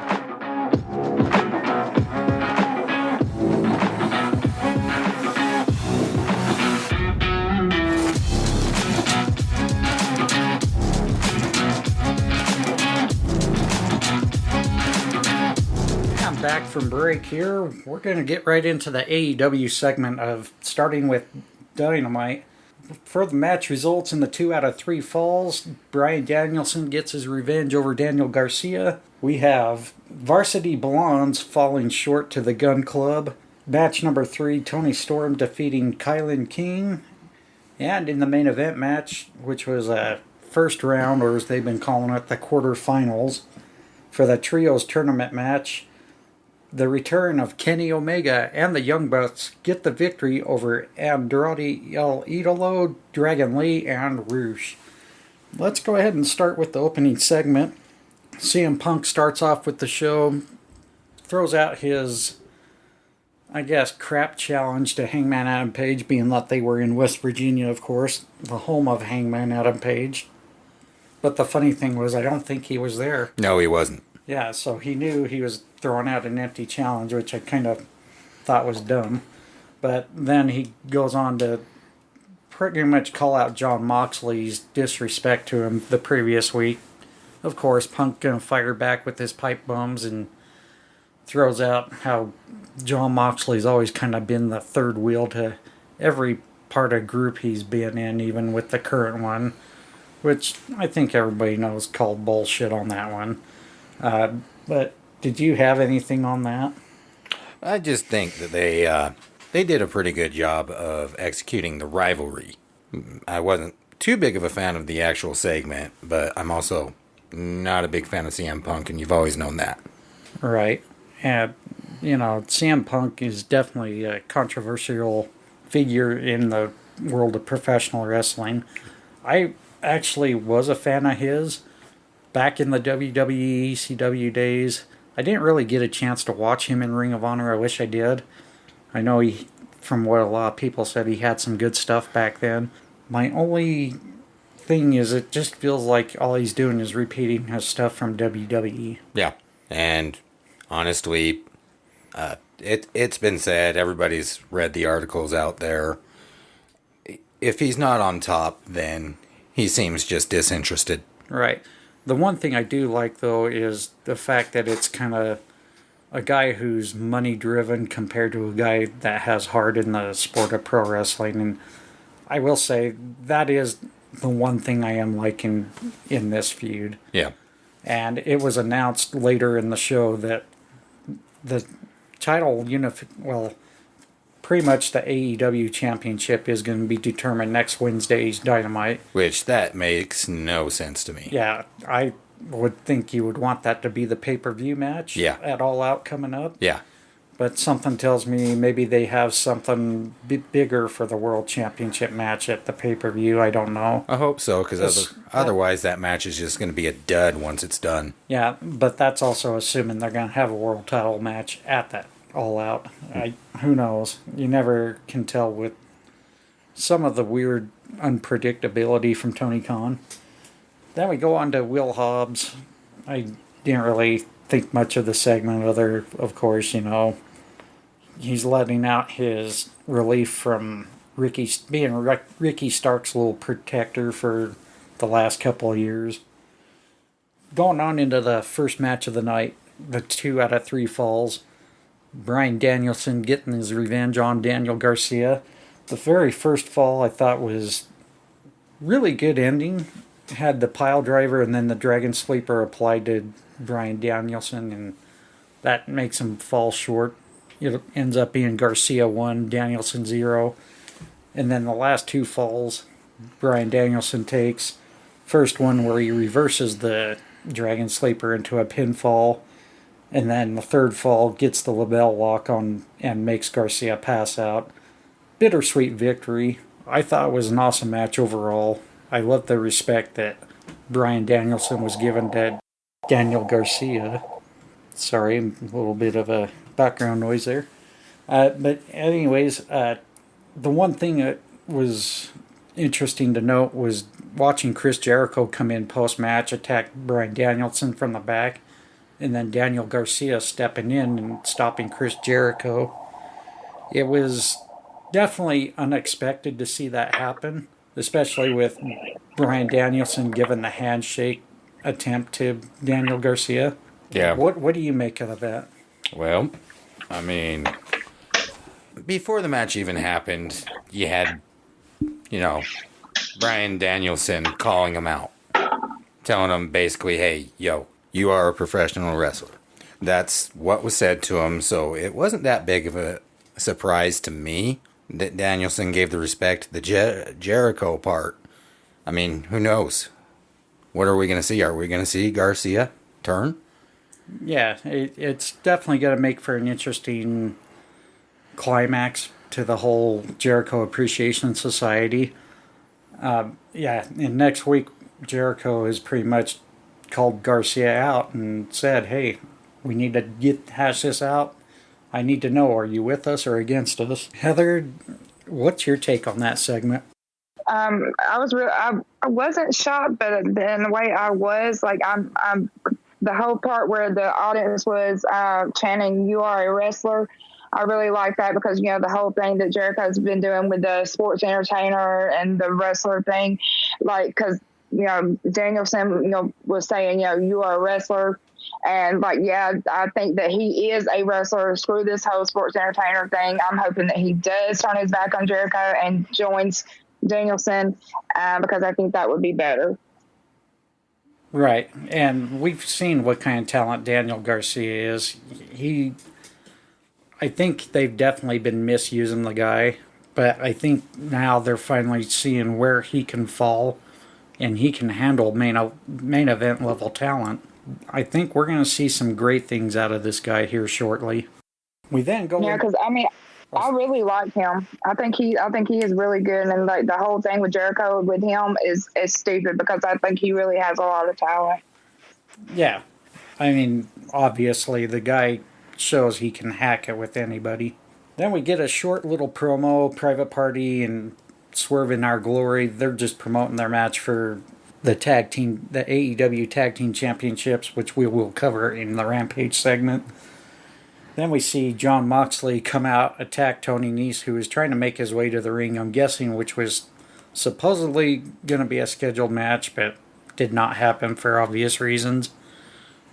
And Punk comes out to Moxley, provoking him, and nothing much. We just see security keep separating the two guys. It was kind of like a dud filler in a way. Then we go into match number 2.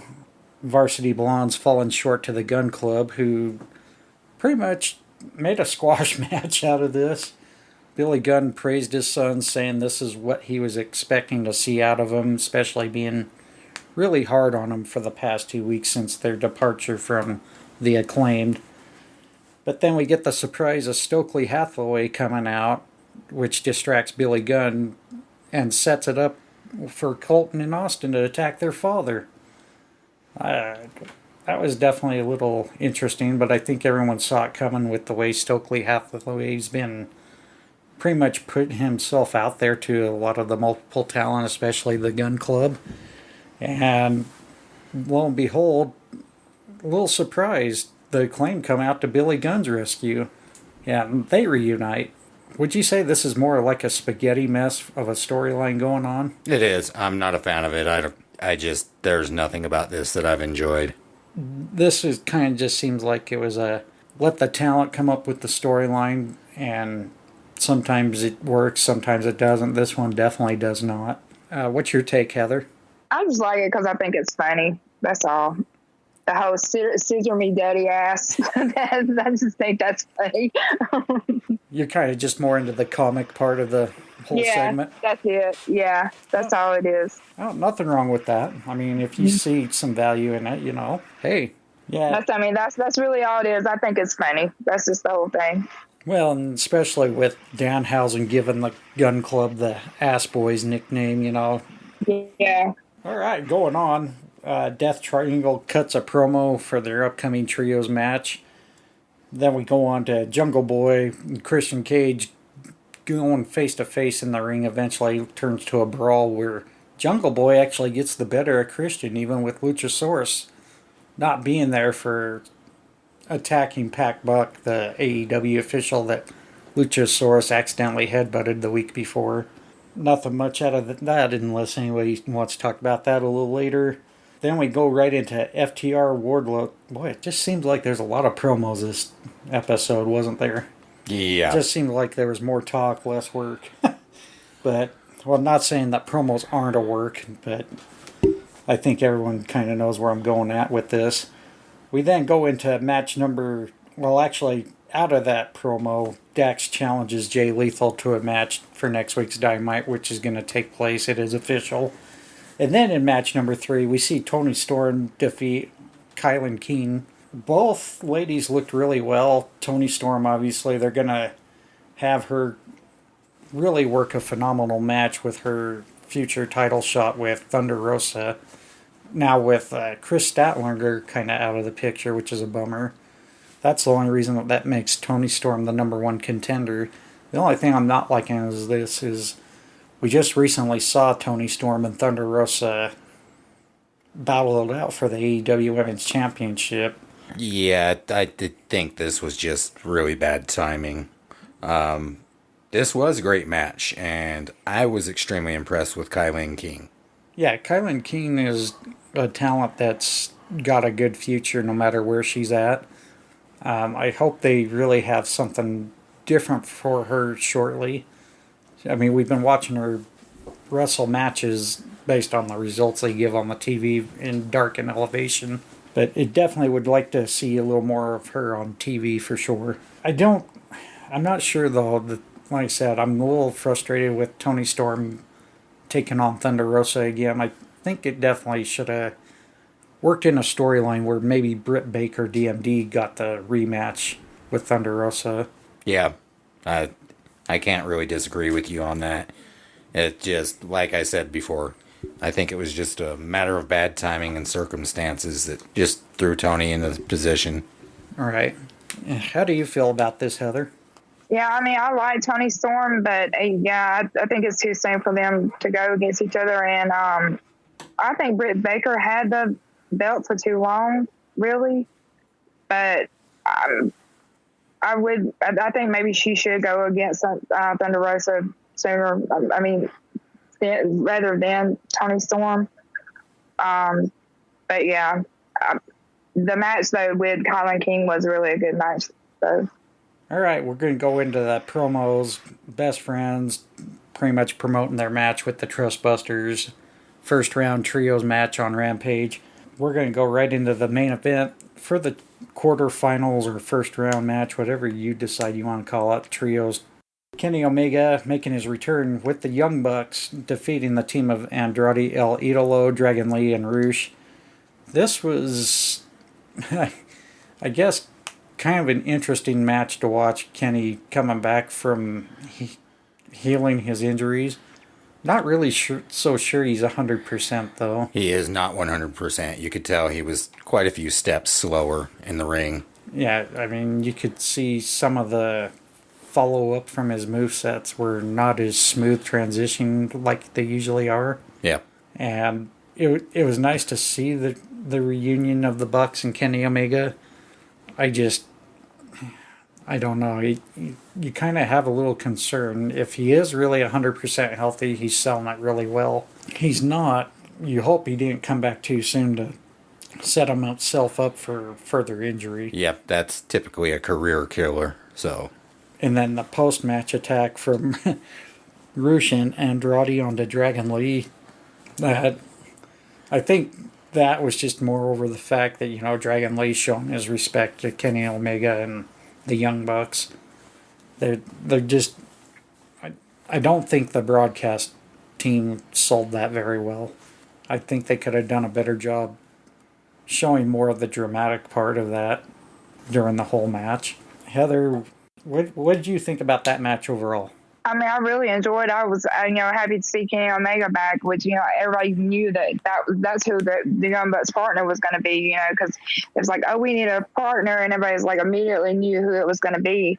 But which, I could tell that I don't think he was really ready to come back, like the knee situation, because he kept grabbing his knee and everything. But I really enjoyed the match, and, it was like a real,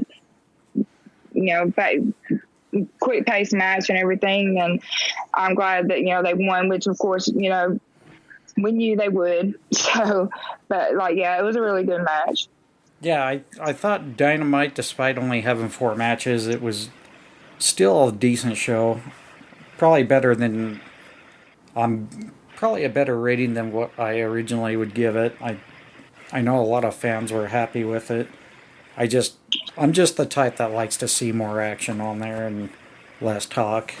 And that's just me, but I'm kind of interested to hear what the rest of you think. Does anybody have any insight, comments, questions as far as Dynamite goes? Go ahead, Chris.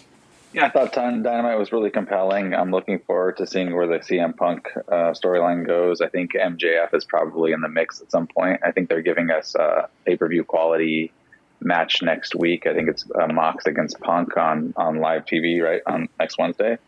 So it's advertised, and I hope that is as advertised. I do think that MJF will be coming back soon. I look forward to seeing him on my TV. I think throwing him into the mix is really a compelling part of television on AEW for me. And he really, I think you mentioned this last week, John, that he creates a reaction, right? He causes a reaction from the fans immediately. As soon as his music hits, people completely go ballistic one way or the other. Usually booing him to no end, but I look forward to seeing that. I thought Dynamite was a great show. I have less kind things to say about Rampage, and I think we're going to get to that next. But yeah, I love the show this week. I thought it had just the right balance of, I think, promos and matches for me anyway. Awesome. Thank you for that, Chris. Yeah, MJF is just like you mentioned. I mentioned last week. The minute his music hits, yeah. I mean, the guy's over for well over. Did you have something you were shaking your head at me? No. No? Okay. No, I was trying not to lose the rest of the oxygen in my brain, and it didn't work. I'm dumb. Well, that happens. You see a couple more hands raised. Did you happen to notice who was first, Carolina? Jason, I think you had your hand up first. Yeah, I can't help. There's no disagreements on basically.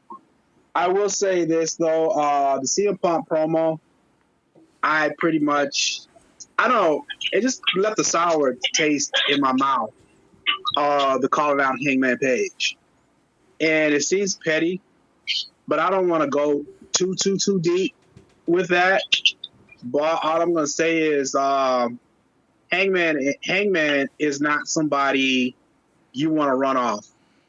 You don't want to run off Hangman Page with pettiness, because that's somebody that can easily go to the WWE and make them twice more money for that company than he made for AEW.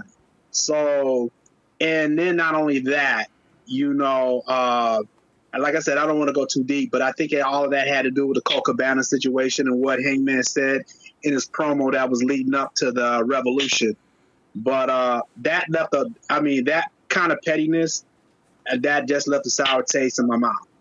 But and as far as the Punk and Mox main event for next week, there better be a good reason for this being so early and with All Out coming up so soon, because that's a money main event for your pay-per-view.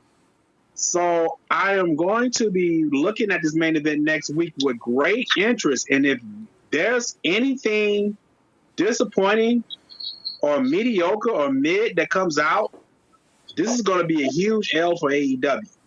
And one final thing, Kylie King is somebody that Tony Khan really needs to sign. And I've been saying this for well over almost 2 years. But with Triple H opening up NXT tryouts back to independent wrestlers, Kylie King could be on NXT in no time by the end of this year.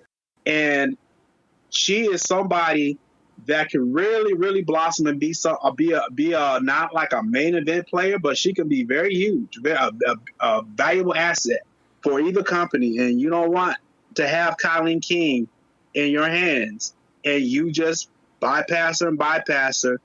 She gets signed to the WWE, and she's doing good things, but she's doing the things over there for that company that you wouldn't allow her to do for AEW.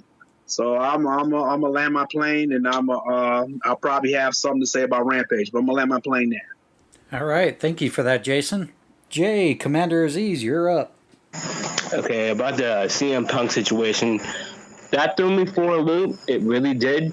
I don't know why you would just outwardly reference one Adam Hangman Page. Honestly, I thought we were past that whole point. If you really wanted to do the match, you could have at least saved it for 2 weeks before All Out, I guess. But I'm just thinking of they probably did this just for ratings sake, because remember, they have not cracked 1 million in several weeks. That whole consistency rate of being over 1 million or hitting 1 million has not happened in 7 weeks. So I think they did this for a ratings grab or some type of increase in that boost. Yeah, that's definitely an interesting take on that. Like I said earlier, I didn't think it made sense to throw an issue challenge out there when I think most people already knew he wasn't going to be there. But being that they were in West Virginia, I think there was some type of surprise hope, and it didn't deliver. And I think that's going to cost AEW a little bit with the Hangman fan base just for that reason. One more thing I'm going to say is that if this doesn't really come into effect as a clear winner, either Mox wins the belt or if CM Punk retains it, because if there's a screwy finish of anything, like MJF coming back and costing one of them the match, you're really not. They're not going to care, and it's really not going to look good for anybody in that company. And they're already looking to try to do something. Sorry, you cut out a little bit there, Jay. What were you saying? Oh yeah, that's my bad. But yeah, they're at least trying to do something to gain those fans back and gain that interest. I definitely would say probably this next Dynamite, there's going to be some type of controversial finish. As big as controversial finishes have been big lately, I would almost just expect it to happen regardless, whether it's MJF, Hangman Adam Page. Who knows, maybe even both will get involved. Just because, their names are, well, MJF's name wasn't mentioned, but Hangman's was. I agree with everything that Jay and Jason said. I think that this could backfire if this match doesn't deliver, because you're going to promote this, you're going to go out of your way to promote it, and they've promoted it multiple times on the show this past week. If it doesn't deliver, then we're having, this could definitely backfire, and it'll leave a bad taste in the viewer's mouth.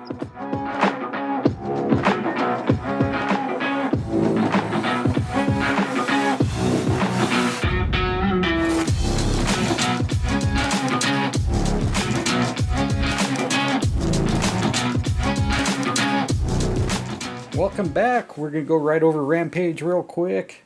For the AEW Tag Team Championship, Swerve in Our Glory gets the victory over Private Party. For the FTW Championship, if you call it a match, Hook defeated Zach Clayton.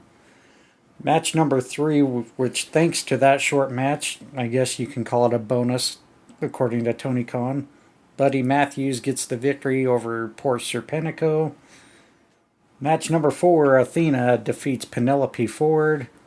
And in the main event for the Trios Tournament first round, Best Friends gets the victory over the Trustbusters.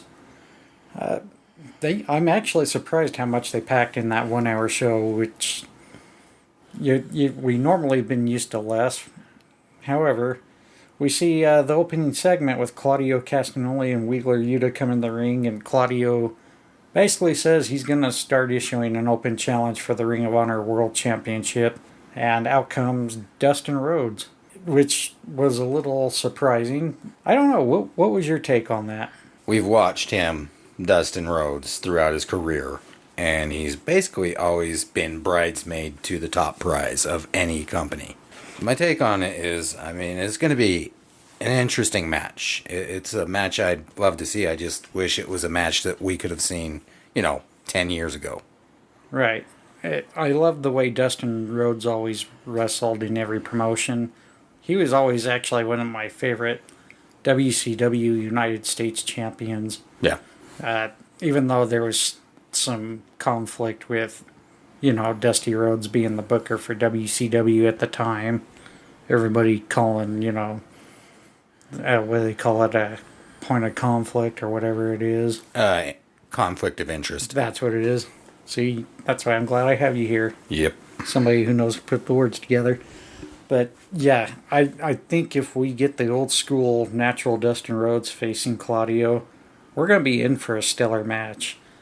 Of course, age issue with Dustin Rhodes may play a little factor in it.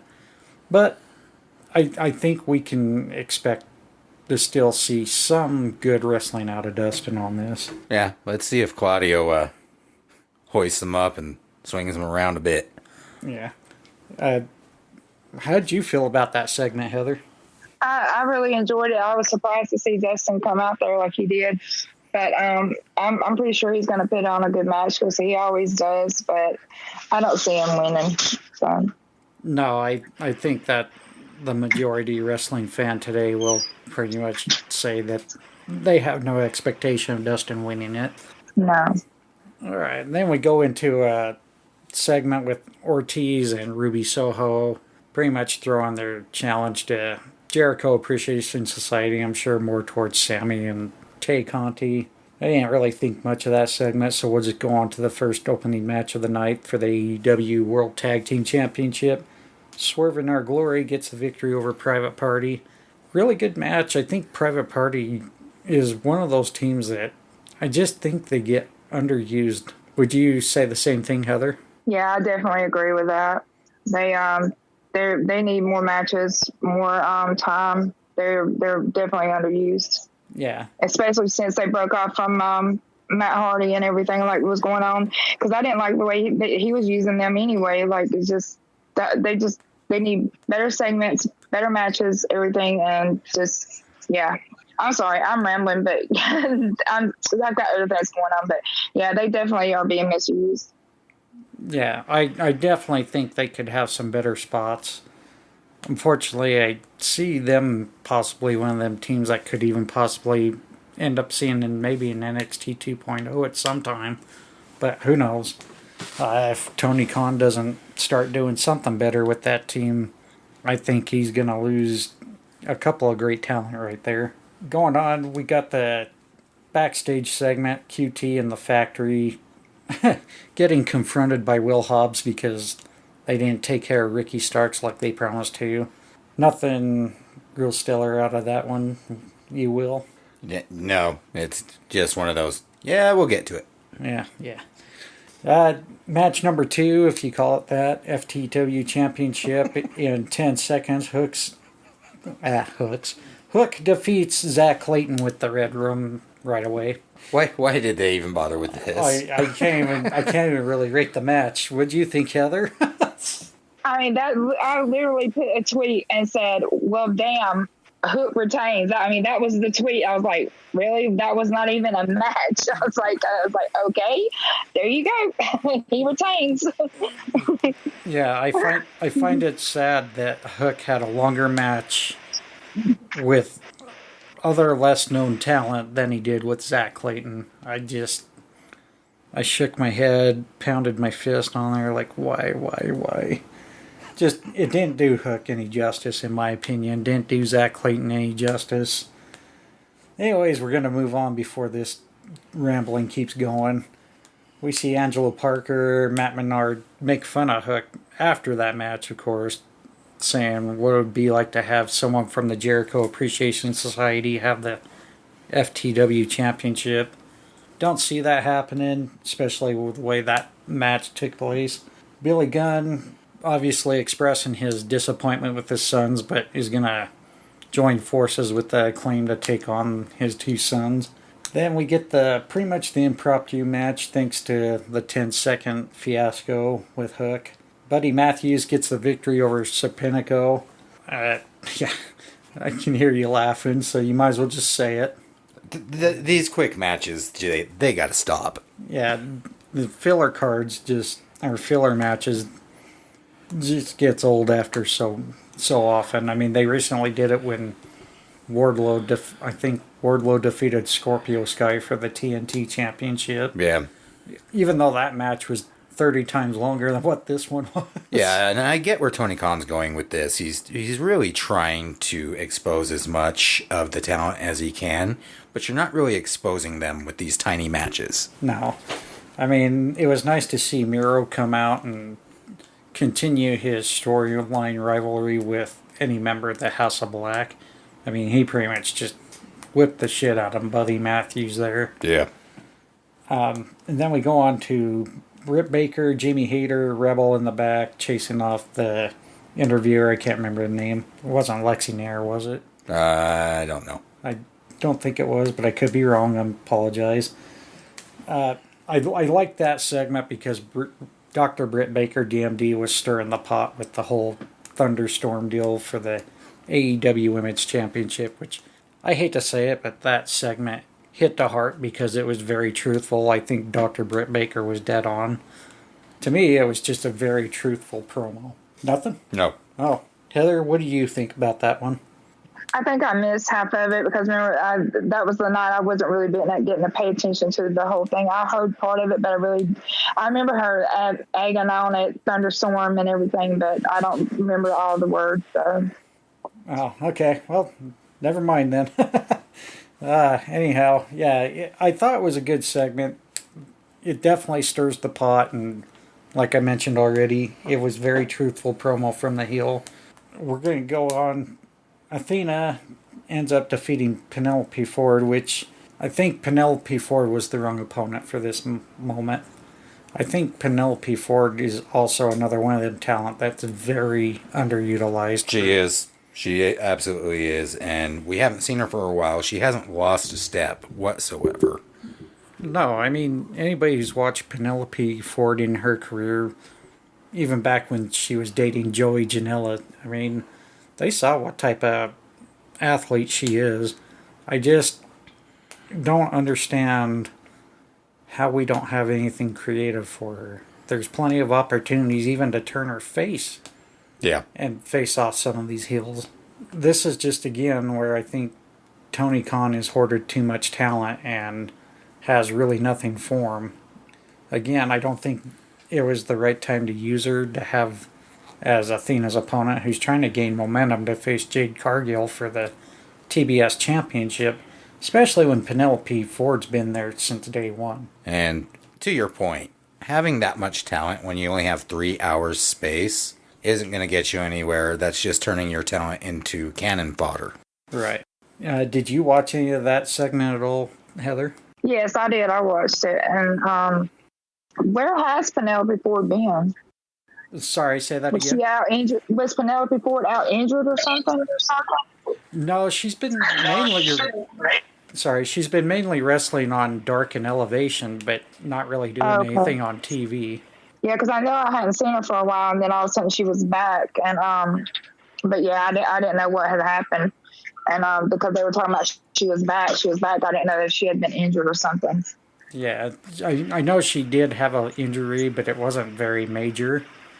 But she has been wrestling on Dark and Elevation, and it seems like the only time they bring her back to the main TV cards is when they need somebody to be put over. And Athena's already over, I'm sorry. Yep. I just think, like I mentioned earlier, going in circles again, like I usually do. Penelope Ford was just not the right challenger for Athena that night. I think they should have went with one of the other baddies, to be honest. That would have made more sense. Anywho, post-match attack, the baddies go after Athena anyway, and we see Jade Cargill come down with the ring with the sledgehammer and pretty much take it to Athena. I actually have to say I liked seeing that angle. What about you? Either way, I mean, the sledgehammer didn't do anything for me, but having her come down and just kind of enforce her dominance and continue that, she's doing a lot for her career, for her heel status. Yeah, I love the way that she's still continuing on being undefeated. I have a feeling, though, they're still going to keep that undefeated streak with Athena, but I don't know yet. It can go either way. Where do you see that feud eventually finalizing, Heather? I don't see Athena beating her because the streak is just going on, but I think like not right now anyway, but I'm hoping maybe eventually Athena will knock her off, but I just don't see it happening like this soon. All right. Going on to Ricky Stark's promo, he's going to have his little say on the next upcoming Dynamite. I'm going to take a wild guess. It's just mainly going to go off on Will Hobbs.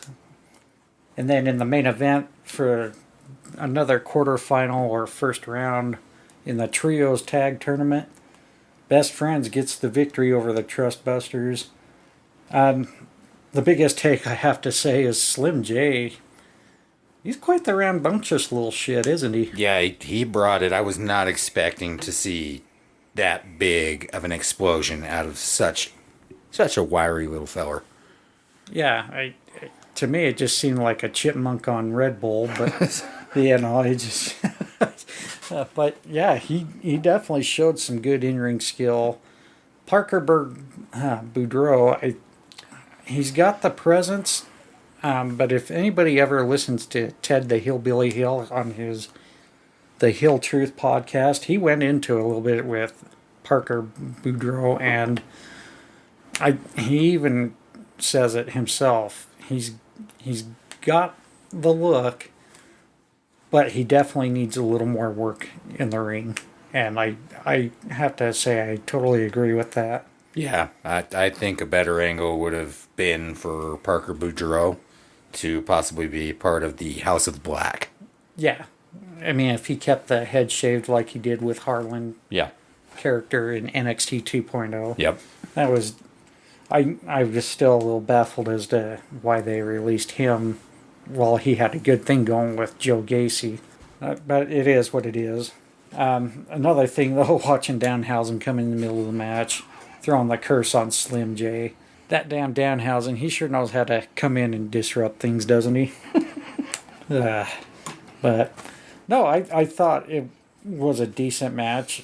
I didn't think it was, like, match of the night worthy. I think that should have been more for the AEW Tag Team Championships. Heather, how did you feel about that match for the night? From what I got to see of it, I thought it was a pretty good match, and I loved when Danhausen came out there. But that was another one of the Rampage was one of the shows that I really didn't get to pay much attention to. I tried to go back and find it on TV, but I couldn't find it for some reason. But I got to pay attention to some of it. But what I saw, I enjoyed. And I saw when Danhausen came out there, and he told Sonny to move out of the way, and he cursed the other guy. So yeah, I love Danhausen. He's funny. I like the different comedic parts of his act, and then of the Ice Boys and the Acclaimed and all that. Just the little funny things.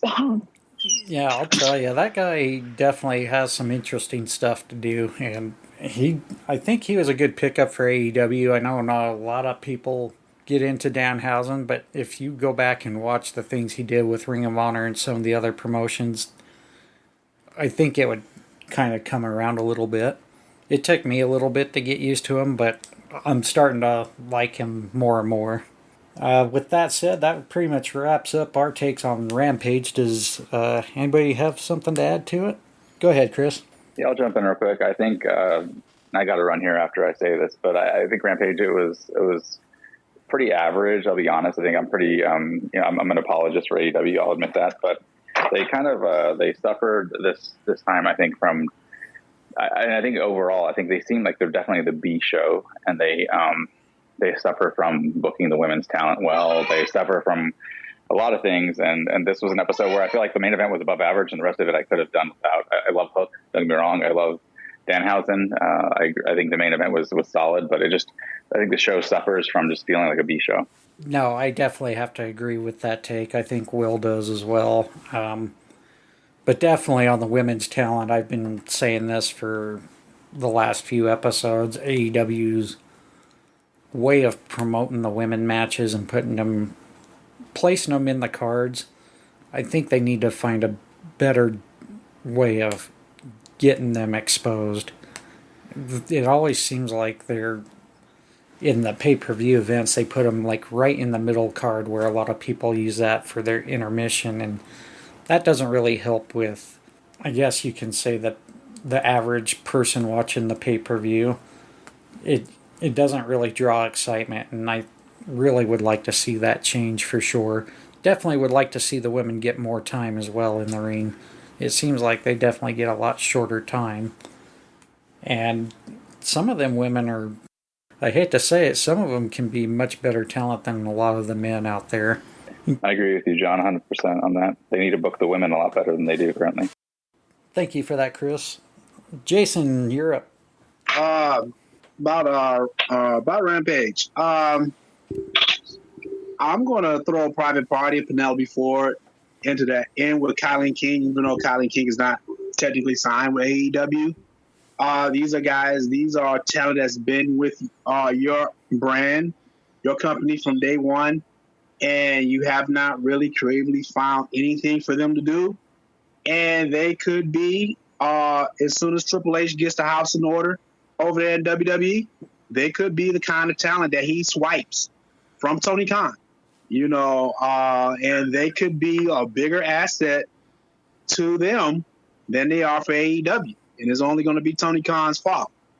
So I don't like how because Private Party had a lot of upside to them when they first got there, and they're just been relegated to nothing. I mean, nobody really cares about this. I mean, I don't want to say nobody cares about them because everybody sees the potential in them, but they're booked like they're nothing in AEW, and the same goes for Penelope Ford. She's another one. So I don't like that. But as far as the show goes, it's the problem I have with Rampage. It's just an upgrade from Dark, when it should be the solid B show after Dynamite, where the feuds and stuff that you can't get on Dynamite should be showcased on Rampage. That's not what we're getting. We're just getting an upgraded version of Dark, and that's what makes Rampage kind of tough to watch, even though it's 1 hour. And it shouldn't be that way.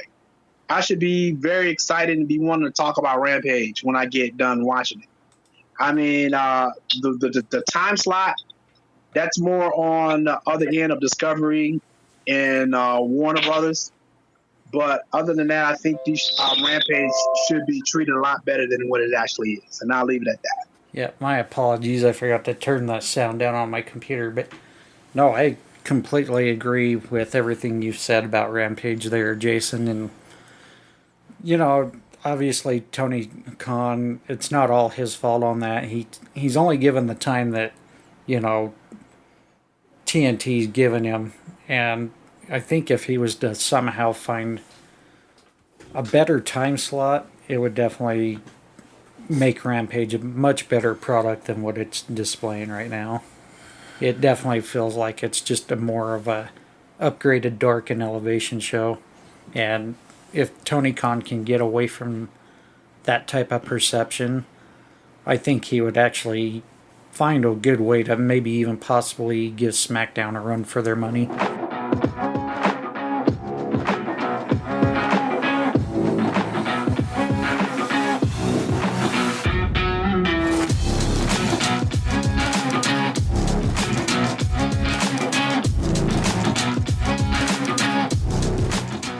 And we're back with our final segment. We're going to get right into our top 10s for the week.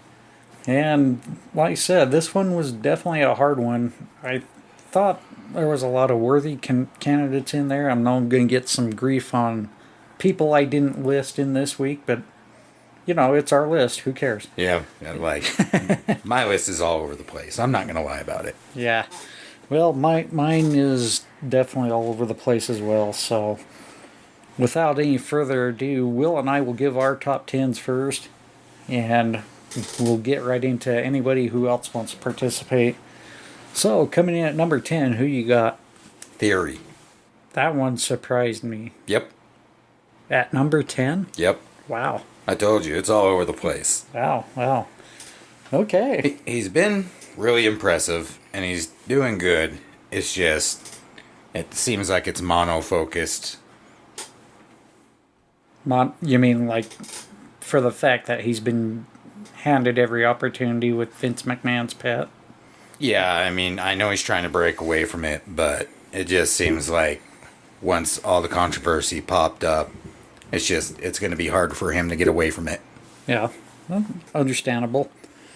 At my number 10, I had Toxic Attractions, Gigi Dolan and JC Jane with their surprise victory in the WWE Women's Tag Team Championship Tournament. I thought, like I said, it was a good call. Probably would have been a little higher if the match had been a little more on spot, but there was just so many flaws. That's why I have them at the lower spot this week. Going number 9. Private Party. I really haven't given that much recognition to Private Party over the few podcasts that I've been part of. I just want to go out there and say this is one of the most amazing tag teams I've ever seen. And as you said, they simply get underused. Yeah, I mean, like Jason mentioned in the Rampage segment at the end there, they've been with them day one, and I just think that is a talent that gets so overlooked. Mm-hmm. I can see them possibly going to WWE. Yeah. But who knows? My number 9, Tony D'Angelo. The Street Fight, I thought it was really good. I loved the ending. Like I said, could have went for either guy. I think this is a good way to keep making Tony D'Angelo a strong heel and be the leader of a strong faction. Yep. This is starting to get interesting here. Let me guess. Your number 8 must have been Tony D? No. Oh, okay. No, you're going to have to wait a minute. All right. My number 8 is actually Sheamus. Oh. Yeah. Good showing this week. Right. And when it comes to brutal competitors, he is one of the top guys. Yeah, he is. He's been with the WWE, already had the decent amount of accolades. Mm-hmm. The one thing I did find weird is I think they mentioned he has not yet held the Intercontinental Championship. That is correct. If there could be a stunning victory to take that title off Gunther, who knows? That could be it, but I would think they want to keep Gunther looking very strong as well. Yeah, that's where I'm kind of torn on that whole match setup. Yeah. Because we already know that Sheamus deserves the Grand Slam. Right, and I get the idea that I think Jason also mentioned in the SmackDown segment being in Cardiff. Yeah, I get that, but we also need to see what's going to make logical sense. Yeah. If they take that title off Gunther, I don't know if that really helps the Intercontinental Championship right now. No. But nonetheless, it would help Sheamus because then he'll be a Grand Slam champion. Yep. My number 8, Braun Breaker, having his match with JD McDonough, he's continuing the momentumous way of keeping his reign as NXT champion. I think he did very good kind of doing a few different things in the match. Number 7? Slim J. Just the amount of energy he put into it. He's shown that he has the ring awareness, the ring skills. Really, he just brought it. Yes, he did. My number 7, Toni Storm. I love the way that she still performs. Even though I don't agree with her facing Thunder Rosa on the next opportunity for the AEW Women's Championship, her match with Kylan King was just really great. 2 great talents there. I would like to rank her even higher, but it just... I think we're kind of heading a plateau with Toni Storm. Going into number 6... Kylan King. Good choice. Yeah, I really don't even feel like I need to throw an explanation on that one. You don't have to throw an explanation for any of them. It's your list. I know. So, my number 6 goes to Daniel Garcia with that awesome match he had with Bryan Danielson. I think we already knew what a talent Daniel Garcia already is before he had that. He's been another one of those talents that hasn't been used right, and having these matches with Bryan Danielson is definitely getting him over and making him look more legit as a professional wrestler and competitor. Agreed, as you will find out later. And going into number 5, McDonough. Good choice. Yeah, the one and only time that I've gotten to actually sit down and have some time to watch him wrestle, he doesn't just do a great job in the ring athletically. He also, as you mentioned, works really hard and does a great job of selling the story. He does. I mean, he did the psychology very well. The way he tries to show his knowledge of the human anatomy and of how they work and how he can use it to their advantage in painful ways. It definitely made a very psychology-driven match with Braun Breaker. I really can't talk. Braun Breaker. Don't judge me, damn it. Going into my number 5, I cheated a little bit on this because both men put on one hell of a match on Monday Night Raw. I gave it both to Bobby Lashley and AJ Styles. I thought they put on one hell of a match, and it was very torn because I think either man could have placed anywhere in this top 10 this week, but I give it both to them for that reason. It was a stellar match. Number 4. Well, here you go. Gigi Dolan and JC Jane. Yep. Did you forget her name, or Nope. you just wanted me to say it? I wanted you to say it. Uh-huh. All right. My number 4 goes to Carmelo Hayes with his retaining of the North American Championship and a phenomenal match. Sorry, AJ Styles. With Giovanni Vinci on this past week's NXT 2.0. Again, that was just a match that could have been a pay-per-view quality match. Number 3. Number 3 I gave to Athena. Just because it doesn't matter where she goes, what ring she's in, she's always just on top of her game. Nice. My number 3 went to Sheamus, just with that really awesome match he had on SmackDown. We saw his serious side come into play again. I love that side of Sheamus and not this crap he's been doing with Butch and Ridge Holland.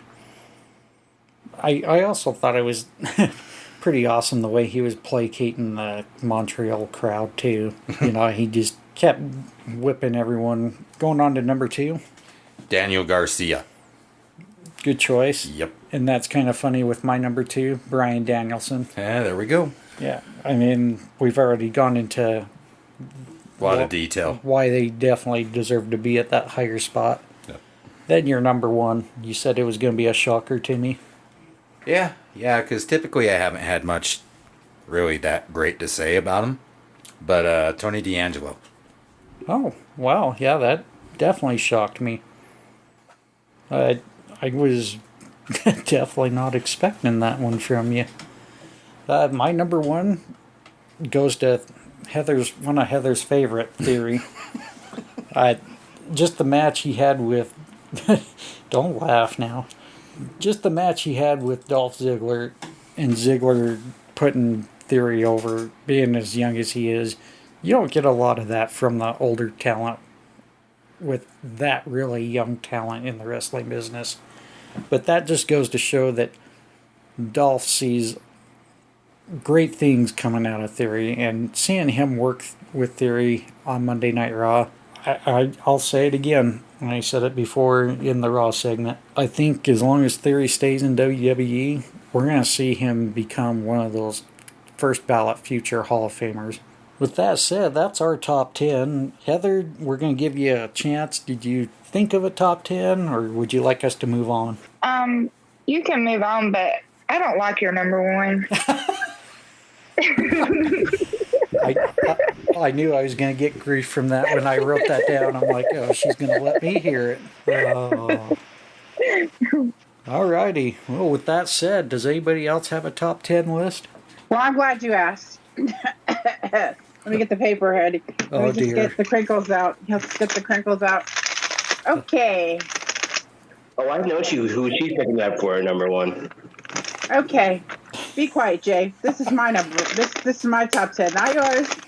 I worked really hard for this, okay? I had to have like 25 things of chocolate bars, some Snickers bars. I mean, it's taking me a long time. Not everybody can be on my top 10 list. I know. It is. So my number 1, I'm just going to get to the good part. My number 1 is Sergeant Slaughter, because he answered stuff this week, and that's very important. And that's it. He's number 1. Everybody else sucks, even those that I'm related to, and even in the bloodline or whatever. So no Roman Reigns this week, and no Uso. Oh, plot twist! I didn't think that was going to be possible. Hey, excuse you. This is not your list. Be quiet. So where was that? Yeah. So it's just Sergeant Slaughter, because he's the nicest of them all. He's number 1, like number 1 through 10. Yeah, he's on that's my list. Do better. Whose list is better than mine? That's right, none of yours. Oh, you want? Okay, she wants a challenge. No, All right. you didn't. No, you didn't. No, Jay, She wants a challenge. I was just saying, you're not allowed to disagree on this recording. I think that's rule number one. You're not allowed to disagree with the host and hostesses. Oh, I'm sorry, but That's right. It's great coming. Make sure you come back for episode 24, which will be okay. If she really wants me to if she doesn't want me to cross that border, then I'll happily oblige. But don't say I didn't warn you. No, I said this is it, and we'll be ready for next week's Wrestling Fans Insight, episode 24, which we'll be recording. Make sure that you have your list. Yes, so okay, John. Do you have anything to add as the host? Well, based on your number one pick, Carolina, I would like to take this opportunity to thank Sergeant Slaughter for not putting me in the Cobra Clutch, even though Heather tried effortlessly to sick him on me. She's a troublemaker, that one. I was like, oh no. I mean, I was going to come help you, but I ran out of Snickers bars, so I couldn't help you. I had priorities. I tried to get him to. He wouldn't do it, though. He has his eyes on you, though. Yeah, he did. He did say that. So you're in trouble. So you better walk that tight rope, you know. So yeah, I think I'm gonna have to quit being a little smartass now to everybody.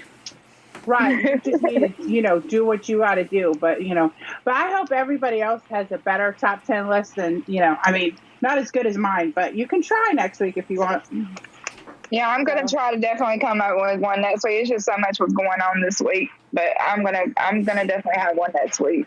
So episode 24, we expect to have Jay. Jay, you better have a list for next week. Jason, you better have a list for next week too. And I'll tell Chris, because Chris loves this too, and some of the other guys to have their top 25 list. So I hate to be rude, but William, who is your number one again? I forget. Tony D'Angelo. No. Heather, is that an acceptable number one? It's better than John's number one. Okay, yeah. John's number one didn't make you happy at all, from what I could tell. So yeah. I think I have officially hit Heather's shit list for that one. Well, I mean, you've been on Heather's shit list. I mean, she's got Sergeant Slaughter coming up to you. I know.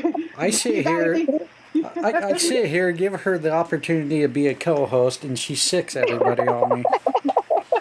You know what? That's what we should work on this week. Who can we torment John with this week? Who in the wrestling community can we torment John with?